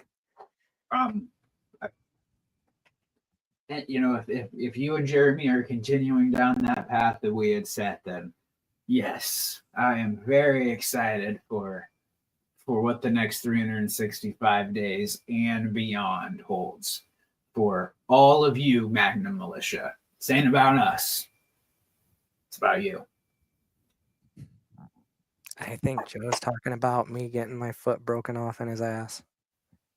I'll take that medical bill. How does he not have arthritis by now? Just carpal tunnel. There's a thumbs are gonna fall off. Just Jesus, Joe. Break. Save some data for the rest of us. Right. Man. I'm going down. Last chance, last call to ask any questions of he is still our Magnum general manager, albeit on suspension. Joey Anderson here with us tonight, taking some time out of his day after his beloved Packers, made it to the playoffs, but unfortunately gone. Sorry. Let's make his day. Let's ask him some good questions before he goes. All right, still going down this chat. There we go. Alvin Falcone winning the smallest chain last year. Fair. I mean, I'm trying to outchain him. I know I can. Hang low. Oh, sorry. Going a little 09 on y'all. Mike Tenike having a theory. The disappearing, never to be heard from again Giggles. Don't know what happened to her. Could be Giggles. I mean, that's how your niece started off her career in Magnum. I wish it would be Giggles, but the mask doesn't. I don't like that rumor, as you said, but who knows? Maybe these guys are sloppy. I think I did concuss all 4 of them, so maybe they're just dropping things everywhere. Right. That's very true. Referee Amanda. She has low blowed Falcone before, not afraid to do it again. I make the rules. Maybe I could just make it a, relaxed rules. Anything goes, tornado tag. I could just call it last second, right before we hit the curtain. Oops, sorry, my bad. We'll on a pole match. I mean, Amanda, if you're there, and I call it that way, you're more than free to give a nice low kick to the chains of Falcone. Let's see. Man, there's a lot of comments tonight. I'm loving it. Good return back. I want to start doing this a little bit more. Well, my Sundays are free now. Is Joe going to bleed? No. I can show you right where to punch him, Logan. Okay. Please. I mean, if you're going to be backstage, you're more than welcome to come help those last minute tips. I'll take anything and everything before I step into that ring. Tell the kids to cover their ears. Hey, have you ever stabbed someone before? We'll talk later. Probably should do that on the camera. Sorry. Benjamin 84, small chain on a pole match. Can make that happen eventually. Instead of a Top Gun title match, it's just small chain on a pole. I mean, I'm not saying anything, but if things go certain ways on Saturday, okay, some people might say it's a pull of power, but I might be talking to Alan Shepard about some stuff, about some future opportunities. If we're going down to battle and we can shut these 2 fools up. So just saying, that's just kind of like a little preview, little, little peek behind the curtain right there. I might have some plans for Alan Shepard next month or the month after. Weekend at Stripes is coming up. We still have some matches to set for that. So who knows? Just saying. Or, nope, not even going to say it. I'm not falling flat on my face. I am winning Saturday. Hell or high water. Yes, I love Digital Diane, but she has horrible taste in men. Okay. Women have terrible taste in men. They ended up with us. Sorry for your loss, Joey, but my hubby happy. Your number 1 fan, Rosie, said hi. Rosie? Okay. Figured you would know. Oh. Benjamin with this one. More smiles for Falcone, courtesy of Shepard. How about we and Logan? Oh, trust me. That was like the first move I learned. Let's put a smile on that face. These fingers are ready. Gonna rip some lips. It's winter season. Those lips are dry when it's up with this cold weather. So Just be careful. Joe's a biter. Joe is a biter. Watch out. True. Small chain, small balls. Can we agree? Mystic, up to interpretation. I feel like we're just talking about chains here, right? That's what I always thought. BBC, like all that, like It's lean. yeah. Although I had to have a little HR meeting with Pete, he looked up BBC and No. no, Oh no. wasn't fun. He'll never be the same. We need to stop traumatizing that kid. Godfather Maury in the house. Love and miss you guys. Love and miss you, Maury. Some Maury. Um, The Maury up there. Glowing red. I'm not a biter, damn it. Okay. I mean, if anything, Joe was just giving you some Joey was trying to give you some tips there, Joe. You could try to bite.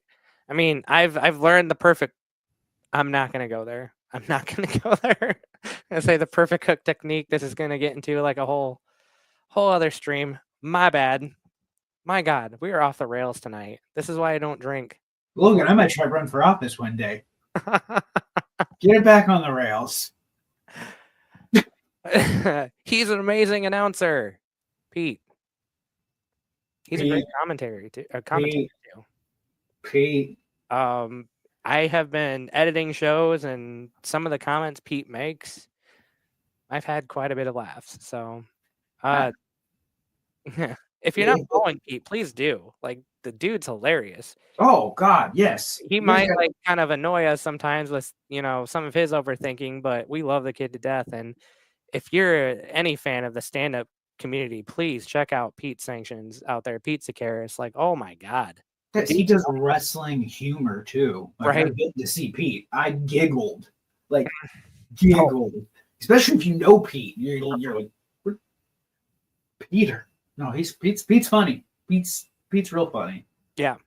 So I mean, he's doing great things in the community beyond wrestling as well too, living a lot of dreams. And you know what? No matter, I wouldn't say annoying, but no matter how much he can get to you sometimes, the dude, he has goals and he meets them and he works hard to get them. And he's living his best life. Chava, we got a couple more before we let you go. After Falcone and Dasani lose on Saturday and after Falcone loses the title, Alan Shepard, can a mark get a chance, specifically the head mark? I love you guys, but are you trained? Feels like an insurance liability at this point. Yeah. I mean, even I had to go through training, and I will tell you what, body slams, not a fan. Not a fan. I will never look at a body slam the same again, or a suplex. Dear God, if some way, somehow Falcone gets a suplex on me, maybe my back would get better. I would get literally realigned. I'll show you a little secret, Logan. It doesn't get better from here. Nothing gets better from here.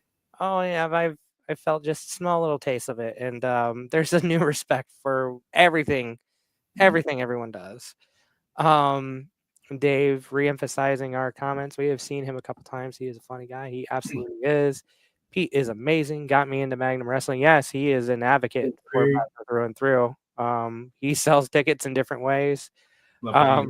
Can't wait to see Magnum Wrestling kick some ass. Thanks, Tristan. 2025 is going to be huge. Maury, it's not the fall that gets you. It's the sun stop at the end, bro. Yep. That's the truest statement. I will say, like, I was taking a couple, and you know what I learned?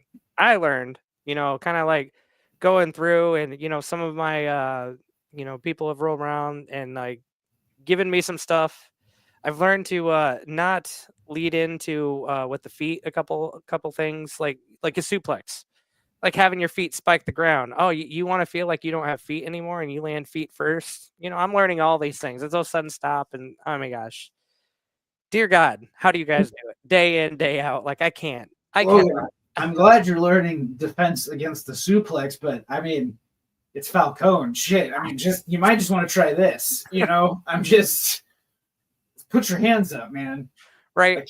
That kick's coming high and fast. I will say, I've been working on my kicks too. And with the amount of cardio and the amount of flexibility I'm getting back in my personal journey, my kicks are going to be just as high. And I will say, I have marked how tall Alvin Falcone is. I've put it on my wall, and I have reached my leg up there quite a few times. I will give him that foot right back. Hopefully.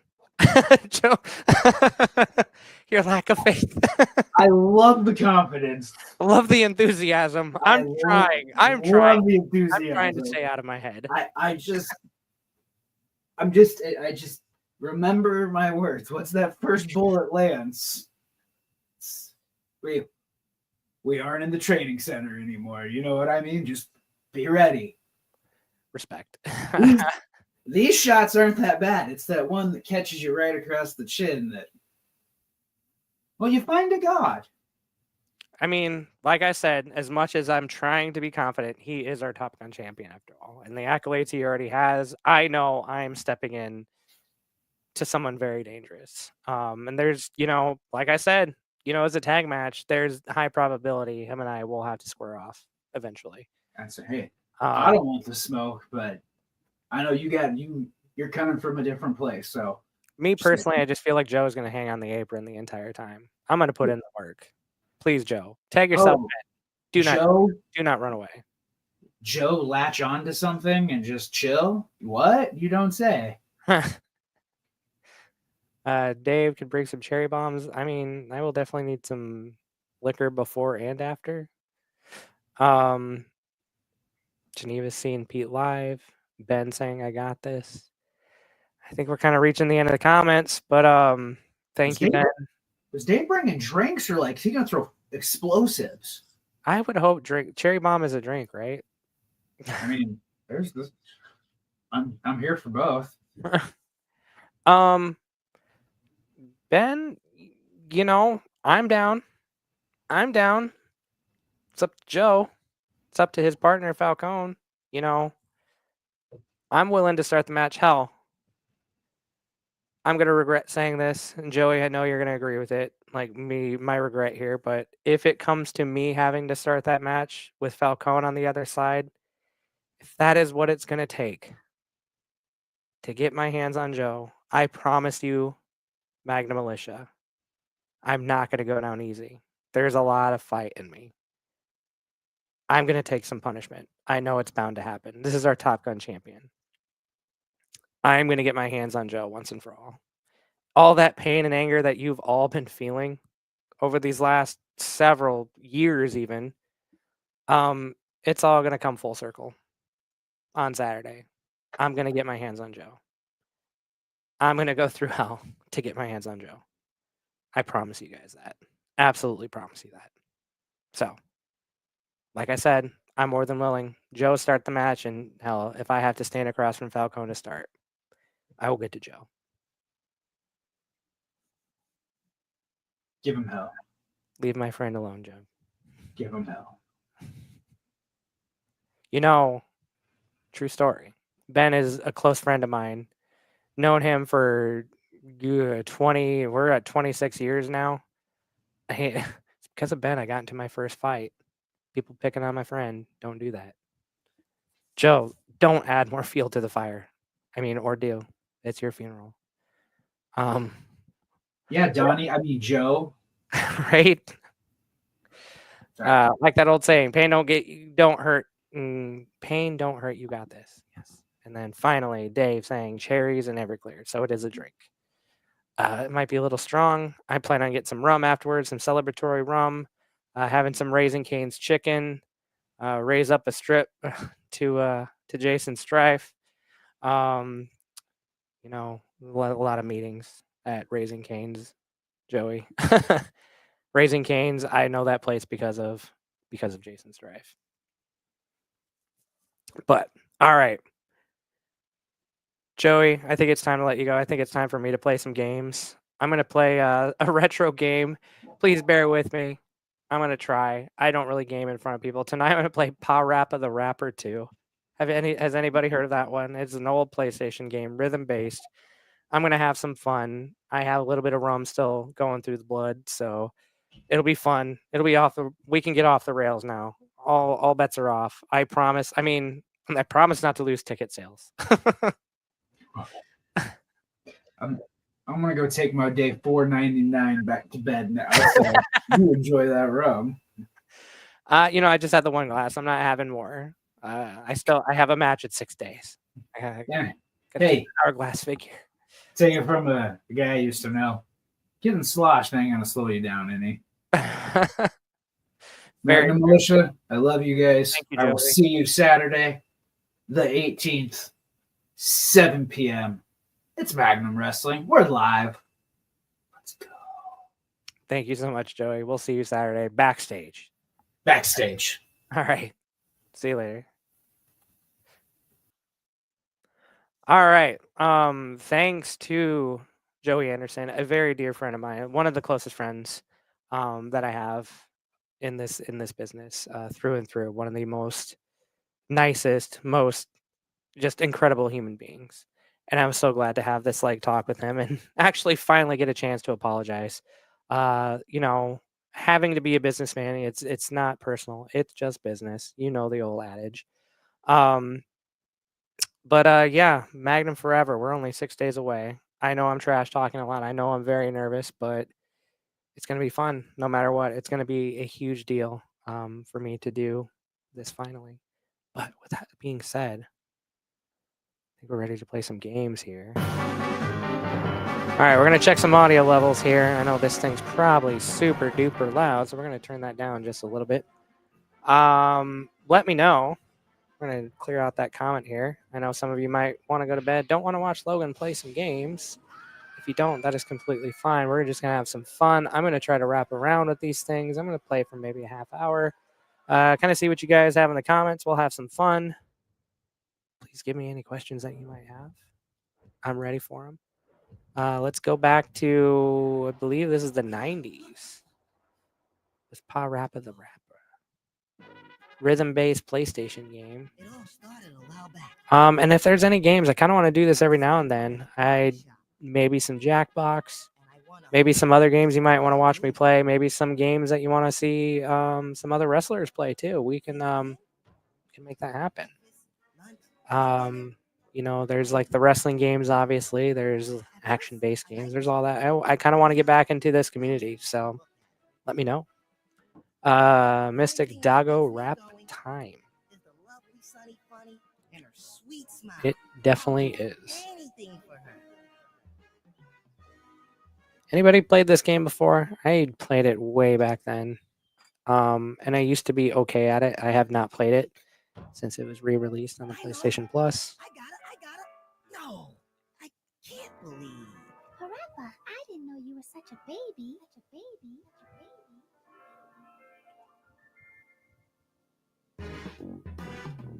But Okay. Can I skip it? Yes, I can. Cool. Let's get to it. That's all right, Dave. I get gaming isn't for everyone. You got the information. You got to hear from Joey. You got some Magnum business out of the way. Now we're just having fun in games. I mean, we could still talk Magnum if you want, but for right now, we're just going to play some games. I've never seen Striking Distance. It sounds like a Steven Seagal movie. Who's in that one, if you haven't left already? All right, here we go. Single play.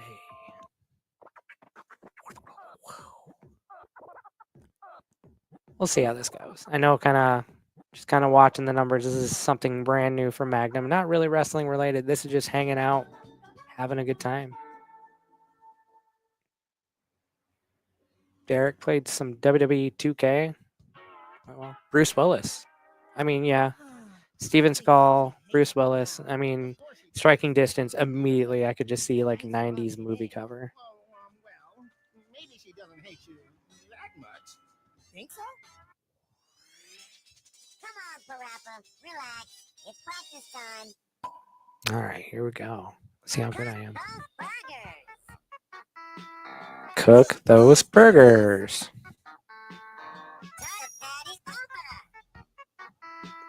Turn the patty over. This is so silly. Cook those burgers. Kick punch, it's all in the mind. Mm-mm-mm. Can we start? My gosh, I couldn't have picked a worse game.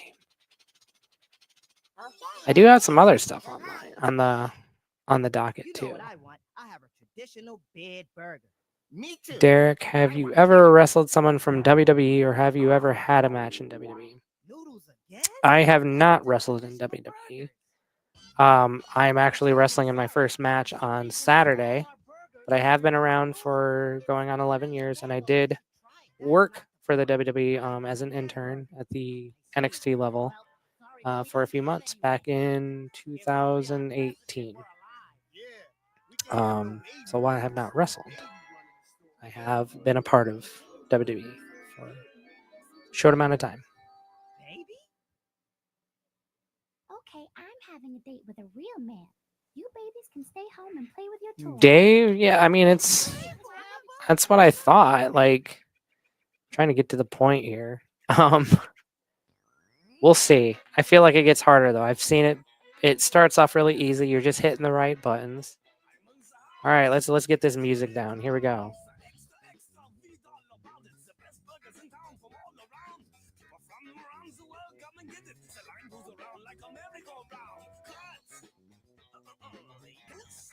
Whoa.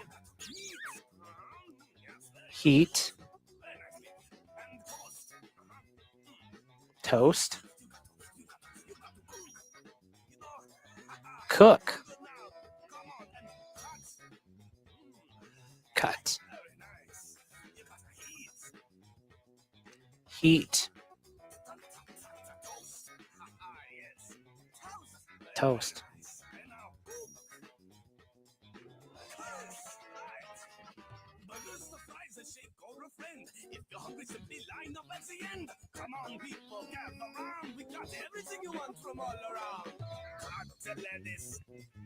Cut the lettuce.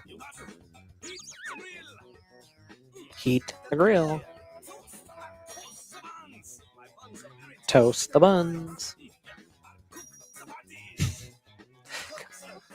Wow. This is very different. Why did I think this was going to be a good stream game? How are you guys feeling out there? I'm trying to look at the chat. I might play something else. I'm sorry. Not feeling it. Unless you want me to continue playing this. I might just switch over to Twitch. Getting worse. Okay, I might play something else. All right. Tyler, I'm looking at possibly doing that after I wrap up at Full Sail, studying entertainment business right now. NXT Performance Center is like right there in Florida. It sure is. I am not sure exactly what their partnership is with WWE at the moment. When I was there, yes, the Performance Center still existed. Yes, I did go around the Performance Center a couple times, but all the shows were at Full Sail. This was like pre-COVID. So we would tape NXT like a month's worth in a night of programming. And yeah, it was all like at Full Sail. But now they're doing everything at the Performance Center. So I'm not exactly sure what exactly they're doing now as far as like the training's concerned, or if they're having Full Sail students do the production still, going to the Performance Center. Entertainment business is a great program. I did work with a lot of people when it came to entertainment business, especially, you know, it's a great place to learn from WWE when it comes to entertainment business as well. So definitely suggest pursuing that still. You said you're in it right now. I assume online, not campus. Just let me know in the comments. All right, I am searching my games. You know what? We could probably take a vote here. We could play college football. The college football playoffs are already happening. Got the finals going on next week, I believe. I know I could dive into like a spooky game at another time. We got, I don't know. Yep, online currently in Nebraska. Yeah. Online, there's some ways to get involved. Campus is kind of the way to go. I might, honestly, guys, I might just skip out on the games. Unless you really want me to play. I didn't really come too prepared when it came to the games. I thought Power Rap would be a little bit more fun. But actually, yeah, let's chat. Let's just chat for about 15 more minutes. Retro wrestling games, yes. I think what I might do, I do own, why can't I think of it? Fire Pro Wrestling. I can reinstall that. We got the WWE games. Those are always easy. I do have the most recent one on that. I would just have to reinstall it again because I had to make room for other games. We can just kind of lock down and just have a gaming night in general where I'm just kind of focusing on that. But we can just use tonight to kind of chill. I just have 15 more minutes of just kind of talking, seeing what you guys have to say, any questions you might have. Tyler, honestly, like I'm zoning it on you, just with like Full Sail. I loved being at Full Sail. Graduated in 2015 with film, 2017 with audio, and then halfway through my master's when it comes to public relations. And I did that on campus. And that's how I did all the NXT stuff. But I was going to say, like online, I don't really know if there's too many opportunities. A lot has changed, so I could be completely wrong. I don't know if there's too many opportunities to kind of like really help with WWE from like Nebraska. If you have the means, I do absolutely recommend going down to Florida. And being an online student, you have campus privilege. They have an amazing backlot too. There's always something going on there too. There's always a bunch of technology and ways to get your hands on this stuff. If they still have the Spark program, that's how you get involved with stuff with like NXT. And like in my case, it was like NBA, it was NXT, it was different. Donnie Most from Happy Days did like a concert there with the Orlando Orchestra. So like there's just way too many opportunities that you could probably take if you're down in Florida. I don't know how much really is online, and that's the one regret I have when I did my film degree is I wish I did that on campus because I did learn a lot, but I feel like there could have been more if I was there. Chava, in your opinion, what makes a great movie? Starring these two. Just kidding. Or Ghostface or Art. Wait, Art. There we go. Yeah, what Kevin said. It has to be interesting, capture my attention, good acting. But outside of just the performer, just the technical aspect of it. Like use what you have and use it to the best of the ability. I've seen good movies that had barely any budget. I've seen really bad movies and they had great budgets. So like some of my favorite movies out there, kind of might have like some lower budgets too. Or kind of like classics too. I love some dry humor. I love some very dark humor. I love obviously horror movies. Let's see, some of my favorite comedies like that aren't like so common, like any Judd Apatow movie I'll watch. So like 40-Year-Old Virgin, Knocked Up, This Is 40. Love those movies. Some dry humor stuff like Waiting for Guffman, like Christopher Guest movies. This Is Spinal Tap. Those sort of things. I love dry humor, like the mockumentary style. Office is one of my favorites. So, yeah, to me, just tell a good story. Hopefully, you have a good editor who knows how to put that story together. Hopefully, you have a good director who like looks at all the missing like puzzle pieces and puts them in the right place, whether it comes to acting, sound editing, editor, cinematographer, all those things. Just make it a team effort and make it a great team effort. And it definitely shows, at least to me when I watch a film, how well they collaborated together. I mean, I can go off on a tangent right now how much a collaboration Wicked was. Wicked is absolutely probably one of my current favorite movies right now. Tyler, they have a Hall of Fame coming up in March. Go to it. I see myself working on talent management or writing. I like being behind and in front of the camera. If you can't go to it, well, if you can go to it, go to it. There's a lot of stuff to do. Being alum myself, I went to the past two. So much fun, so many panels, so many things you can get involved in. Network. Or if you can't make it, they stream all of them online. So definitely be locked into YouTube and all the stuff that they have on that. You'll learn a lot. You can still network. There's like, I don't know if they have a career fair online. I know they do like campus stuff too. But please take advantage of Hall of Fame week. That is probably one of the coolest weeks that you can have at Full Sail. Sounds like there's a earthquake going on upstairs. Have I met any actors or actresses? I met Robin Williams back in '97. That's very lucky, Geneva. Robin Williams is one of my favorites and probably one of the very few celebrities I got emotional about when he passed away.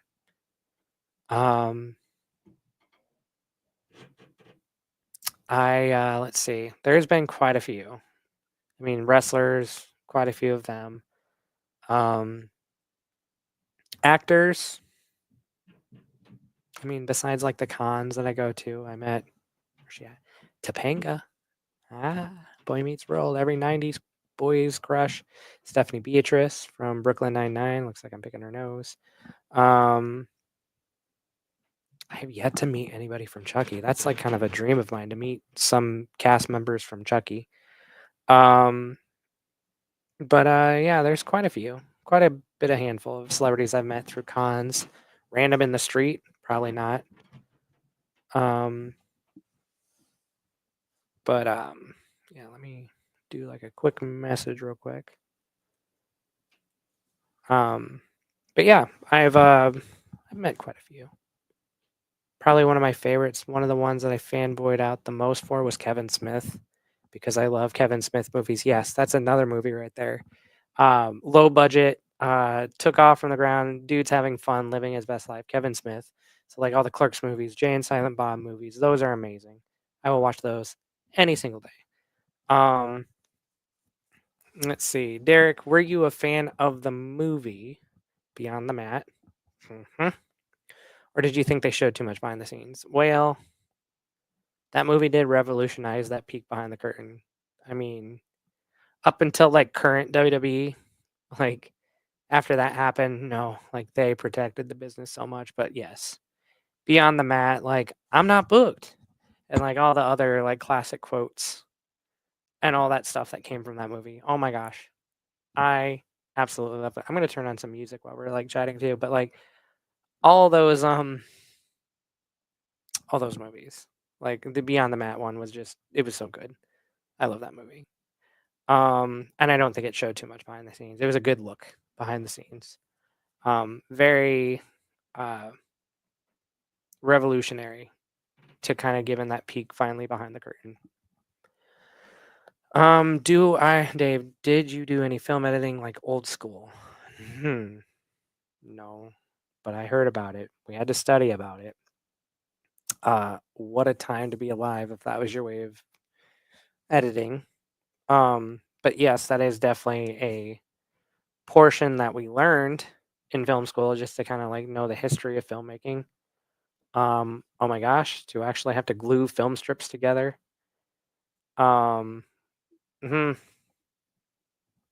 It's insane how much like everything has grown. Like watching old films and like seeing exactly where like cuts were, where they had to like literally paste the film together. It's very cool. It's very nostalgic, and I like watching old films like that. But no, I myself have never had to do it. I respect the art form. I had to learn the art form, but not hands on, just like know the process. And my gosh, respect for anybody living in that age. We are so lucky in the digital age. Dave, saw you also met the Fonz. That was cool. I don't know if you heard me earlier. I got to worked with Donnie Most in the Orlando Orchestra when I was down there. And I don't know if they ever. So we recorded that, and it sounded like they were going to sell it on DVD. And I don't know if I've ever seen the DVD or if it even still exists. But we all took a photo on the stage, and I'm literally right next to Donnie Most in the photo. So if that DVD exists, if some way, somehow, somebody tracks down Donnie Most and the Orlando Orchestra live from Full Sail, let me know. A physical copy, because I would love to have that. Opinion of the Iron Claw tore me to shreds. What a beautiful movie. I know they cut some stuff out and they kind of skirted around some corners with it, but like, what a great movie. I was a mess. I was crying a lot. Great acting. Horrible Ric Flair. Wish they would have had much better person casted as Ric Flair. But otherwise, stellar movie. Security lead at a conference in Lincoln, and you met with Randy Orton. Very cool. I haven't met Randy Orton. Been close to him. But never met him. I will go back to like Full Sail. My gosh, when I was working NXT tapings, the amount of people I saw back there, like Scott Hall, there was like Kevin Nash, like pretty much the click. Shawn Michaels, before he like really took any position that he's at now, he was still on like the creative team. We had Michael Hayes, just the legends that were like walking around backstage, like just kind of peeking in, talking with the students and all that too. Like, it was so cool. And my love for Triple H is like through the roof, because seeing hands on, that guy would be in his tour bus. You know, like it would park, but he would be here and there. He wasn't in it, but like he'd be here and there and everywhere the entire time. We'd be done with Teardown. Probably like the show would end around 2 or 10, and we'd be done with Teardown probably around like 2 or 3.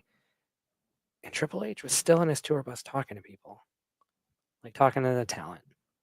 The guy loves the business. He's up there like 2 or 3 in the morning just talking business. He doesn't have to, but he did, you know? So, such admiration for that guy. Dave, I will see you at the show too. I mean, I guess I still have that question. I'm going to hide that current comment. So I got 12 people. Let's see. We'll go maybe about 10 more minutes. Chava, when am I going to come back on the podcast? Whenever you invite me. I guess I'll come back. We have a lot more to talk about. Maybe can do it after the show, or definitely leading up to Weekend at Strifes. Weekend at Strifes is going to be amazing this year, guys. Like, we're going to be dropping details this Saturday about it. So excited to share more about that, but definitely would love to hype up some Weekend at Strifes. Hyping up the charity that we're going to be raising funds for, hyping up the venue, hyping up everything about it.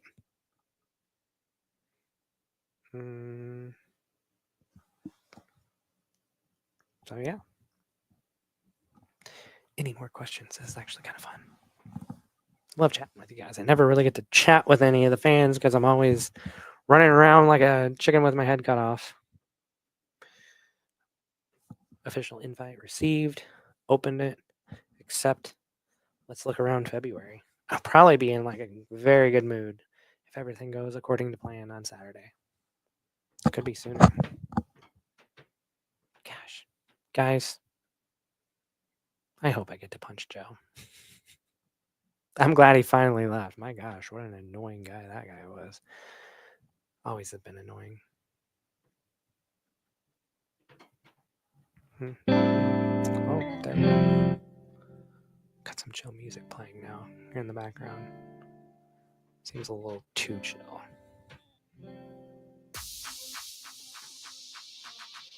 I'm just going through the playlist, guys. Ignore me. It's all my corporate music. My gosh. Anyways, any more questions? I feel like we're going off the rails again. I'll give you guys about 10 more minutes before I'll head off for the night. Got a very busy week preparing for Magnum Forever dang near completely sold out show. Absolutely insane. I cannot thank you guys enough for all this again. Geneva, I am sad you're going to be missing it too. But as usual, we will have a ton of content between every show, whether it be free matches. We're going to start to try to do some stuff on Twitch, a lot more interviews with people. So, yeah, we're going to have a lot of fun with that. Diane, what is your favorite WWE produced movie? The Condemned. I don't think we've watched that one. Stone Cold trapped on an island with other people trying to survive. That was a pretty good one. And I kind of like 12 Rounds. Didn't like the Marine. I did like the Chaperone. I don't know. They're goofy in their own way. Mystic, I know you would love more Twitch streams. Ben, I know you can't wait till Saturday. Yeah, Tyler, if you see me around the shows and I'm not like running around anywhere, please. I always tell people I might have that RBF as I'm like running around. I'm just so much going on in the head. I absolutely adore and love every fan of Magnum, and I cannot thank everyone for their support enough. But if the words are short, it's nothing you do. So that's what's nice about kind of like hopping on and doing these for. Just to ask me anything, kind of pick apart my brain, and I'll have guests where we can just have fun. Maybe play some more interactive games with everyone, which would be really cool to do as well. But yeah, Tyler, if you see me around, at least say hi. I know this Saturday, definitely there's going to be a lot more on my mind than the normal circumstances that I have. But yeah, if you're there Saturday, please feel free to say hi. And we are glad to be here in Nebraska. We're glad to just have kind of healthy pro wrestling in Nebraska. It's a lot of fun. There's different flavors everywhere. One might say we have a healthy rivalry with, people like PWP, and you know what? If that's your flavor too, like, I don't care. Like, go have fun. Go watch them too, because they put on great shows as well too. Just check out pro wrestling in general. Make it grow. You want to see stars from Nebraska on big national television, you have to support them. Doesn't matter what brand they're working for. It doesn't matter, where they might be a star at, whether a star at Magnum, whether a star at PWP. Please go check out either one of them, And I mean, there's other promotions everywhere, but like, this is what you have right here in the immediate Omaha area. And we're both in our own right working our ass off to put on great shows for everyone. So, please support it. Please support it everywhere. I am damn proud of what we do, and this is not me like being an asshole by any means, but I truly, fully believe, and I would hope that they believe it too. Like, we're the best to offer in Omaha, because I know what we put into it, and I know the heart that I put into it.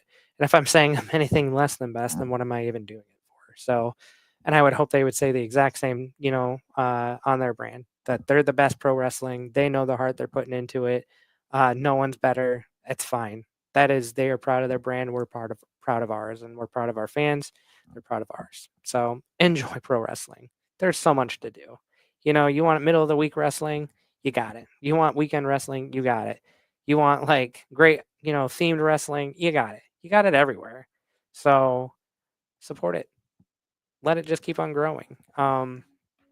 We cannot thrive without you guys. We cannot see people on national television without you guys. So that's my little rant. I'm very passionate about wrestling here in Omaha. Being around, all of it for like 11 years. Having, Magnum is like the healthy part of it. NXT just a little bit. Now this is wrestling. Live and learn from that too. Like, there's just so much that I've been able to have my hands in, and I'm damn proud of what I have been able to accomplish no matter where I'm at. It's only because we have the greatest talent no matter what brand you're going at. Like, there's some great wrestlers here in Omaha. Damn good wrestlers. before I go, I mean, let's just drop some favorite wrestlers here in the comment. I want to hear from you guys. Like, who are your favorite wrestlers to see here in the Omaha area? Your favorite national wrestlers? Who are your favorite top indie wrestlers? Who knows who might like step into Magnum if there is a favorite, that I might see. Ben, yeah, 12 rounds. I believe we saw that together. It is very cool how far he's seen. I mean, he grew from the Marine and then he went to 12 rounds, I think, right after that. And I mean, he grew so much beyond that, too. Chava, Kit effing Sackett. Yes. Love me some Kit Sackett. I mean, that dude's so cool. I think I made him mad a little bit. Has anybody seen the movie Peanut Butter Falcon? If you have not, please check it out. It is a kind of wrestling themed movie. The Shia LaBeouf character in it. Tell me you can't watch that movie and think Kit Sackett. If you know what I'm talking about, laugh. If you don't, please watch it. Derek Candyman. Yep. Definitely know about the Candyman. Brandon Nitro. Bang. Yes. Brandon Nitro is one of those guys like I've been able to see from the very beginning. From when I was working at Midwest, doing stuff for Midwest All Pro too, seeing his very beginning into the business too. And he has grown a lot, going from like the convict into like kind of finding his place with like the Brandon Nitro Bang character. Gosh, I smile whenever I see Brandon Nitro. So yes, definitely one of my favorites too. Anybody else? Let's do some more. Any more wrestlers? I know we only got 12 viewers. 3 answered. 9 of you are stalking then. Just say, who's your favorite wrestler? And it better not be me, because I haven't wrestled yet. And I'm only doing it once. PWP is JC Slater and Moonshine Magnum. And Moonshine Magnum is Red Wing and Nitro. Hell yeah. JC Slater. I mean, yeah, you could say PWP now. He's a guy of both. And JC Slater is just JC Slater. He can go wherever and make fans happy. Moonshine worked with him a couple times too. And I mean, he's definitely been a very good, workhorse for the PWP brand too. So mad respect to him. And Red Wing, gosh, talk about the gatekeeper of Magnum. You got to go through Red Wing to get to places here in Magnum. Brandon Nitro, yep, we just talked about him. Bang bang. Oh, Ben Jay Fowler. Okay, all chicanery aside, as Strife would say, Jay Fowler is a great wrestler. He is definitely in that class of why the hell is he not on national television yet? Someday, maybe. You know what? Geneva Helen is cool too, because I'm about to go to war alongside that guy. Not to mention his warrior of a son too, which I saw Alan actually at an Angels Among Us event. That my full-time job that we do. He was there along with his son as well. Who's in remission, just doing great, and it was just so great to see him, and just know the impact that Angels Among Us had on his family too, and just seeing the smiles that they had. So Alan Shepard is just way too cool, even though we've had a history too. Can't deny that guy is smart, old school, great view of wrestling. All right. We'll go 5 minutes. 5-minute countdown. I'm losing track of time. I'm just having fun. I need to build a playlist next time. We're going to make that a note, mental note, have a playlist ready to go, because I'm actually just pulling up downloads right now, trying to find music, because I'm not really into this stream game. I'm just trying to learn. It's my first day, guys. What do I think about Bray Wyatt? Not only will I tell you, I will show you. That is one of my tattoos. Let me in. That is the centerpiece. This whole arm is going to be very centered around horror. And Bray Wyatt I mean, he is one of those wrestlers I always felt like if I ever met him, him and I could have been like best friends because of our love for horror, the type of heart he had, the type of passion that he had. Just an all around amazing guy, all around amazing, person. And when I saw this tattoo concept, it's very simple. I saw it at a convention. I was like, I gotta have it because I knew, this arm is gonna be covered in like horror film stuff. And I wanted a centerpiece to all that. And when I saw that, the Let Me In made total sense because it's Bray Wyatt letting in the demons, letting in the fiend. So like the Let Me In is symbolic of all the spooky things that I've let in my life and that I absolutely adore. I'm letting them in, by giving them a place on my arm, giving some real estate on my body. But yeah, I love Bray Wyatt. The dude's amazing, and I'm sad I should probably collect some more because he definitely belongs in my spooky collection, alongside all the Chucky stuff and all the other random stuff I have. Ghostbusters, Scream, all the good stuff.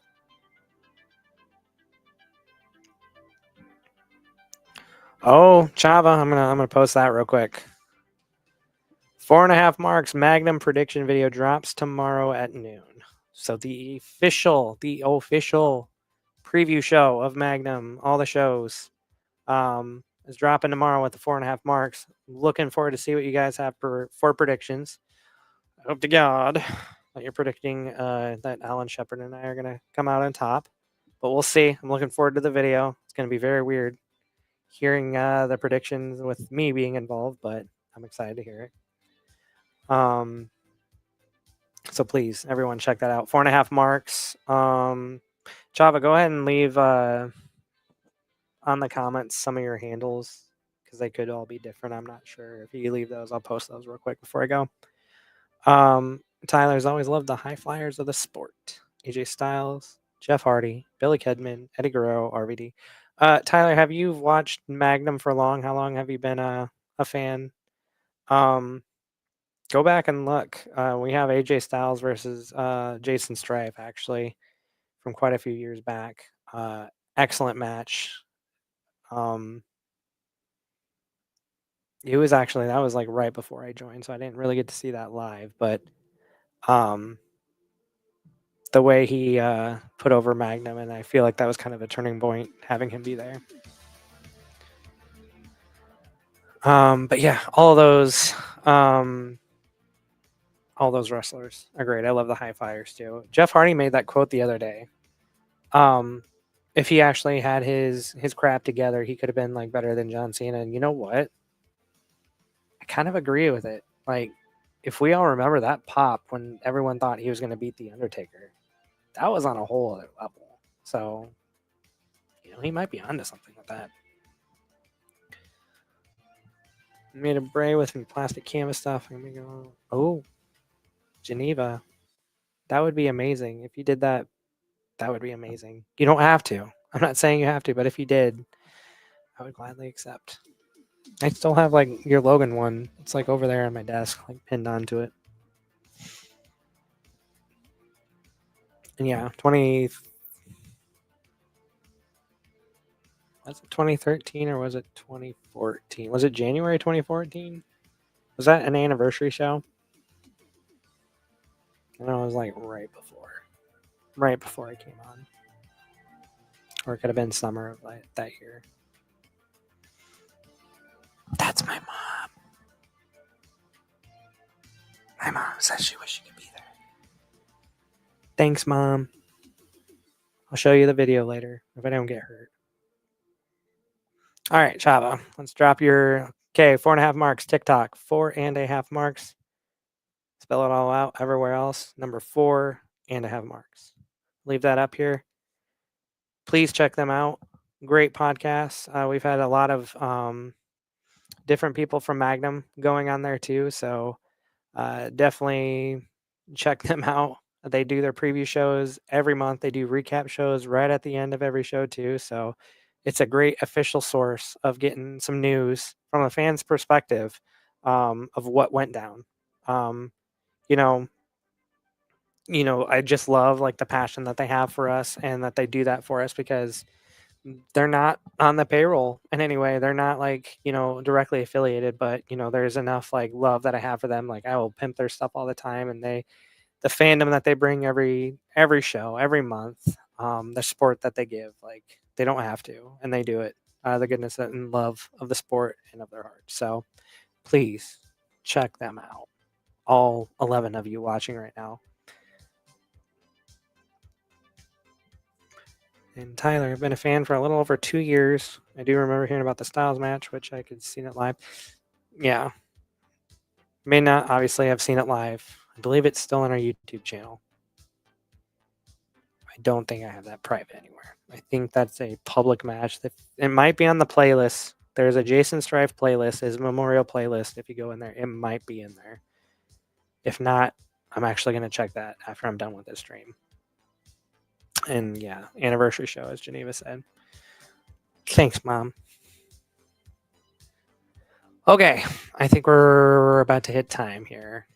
It's been fun. It's been real. You know what? If we can just sit and pick apart the brains of me, brains as if I have multiple brains, the brain of me, and get some other guests. If there's other people you might want to see, like join me on here. Let's do it.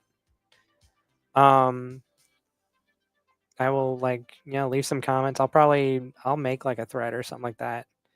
For you guys to kind of leave some suggestions of who you might want to see. Heck, it could be even fun where I invite the Marks onto my.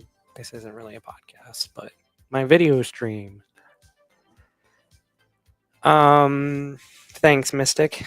I did have fun. Like I said, it's very rare where I get to just like sit back and like talk with everyone, hear some questions, hear some concerns even. Like honestly, I'd be waiting for the time for someone to leave a complaint. And if they do, man, I will take it to heart and let's make it get fixed. I absolutely care through and through about Magnum. I want to see it grow. I have, and I'm not doing this alone. I have an amazing team behind me. I just make things look pretty. There is an amazing team behind me that, I wish I could credit publicly, but there will be a day that, they'll be out there. But I mean, I have an incredible team, and I thank them through and through. I thank the fans for showing up and showing out, making all these like tired, sleepless nights worth it. You guys are great. And Chava, thanks. Yeah, I would love to have you guys, or just one of you or whoever on too. That'd be a lot of fun. But yes, from the bottom of my heart, thank you. Let's do this again.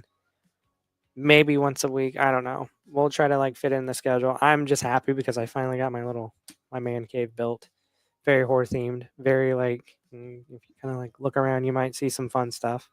We can talk about anything. We can talk about horror. We can talk about different movies. We can talk about music. We can talk about different current events. Let's just make it kind of like a chill stream too, and I'll throw on a game if it's something like sticks out. But let's just escape for the week. Magnum Therapy. I don't know. Let's come up with a name for it. We can call it Magnum Therapy. I don't care. It's just fun. Anyways, I'm gonna call it a night. I thank all of you, all 7 of you now, those who have stuck through and through. Mystic, you definitely can. Come check it out. It's so much fun. so much memory in here, and it's gonna grow. Mystic said needs to see this room in person. But yeah, thank you guys. Have a great night. Hopefully, most of all of you have tickets to this Saturday. If not, I mean, there's 2 GA left. Otherwise, we'll have it on YouTube soon. So, all right. Thank you all. Have a great night, and we will see you Saturday. Take care, everyone. Bye.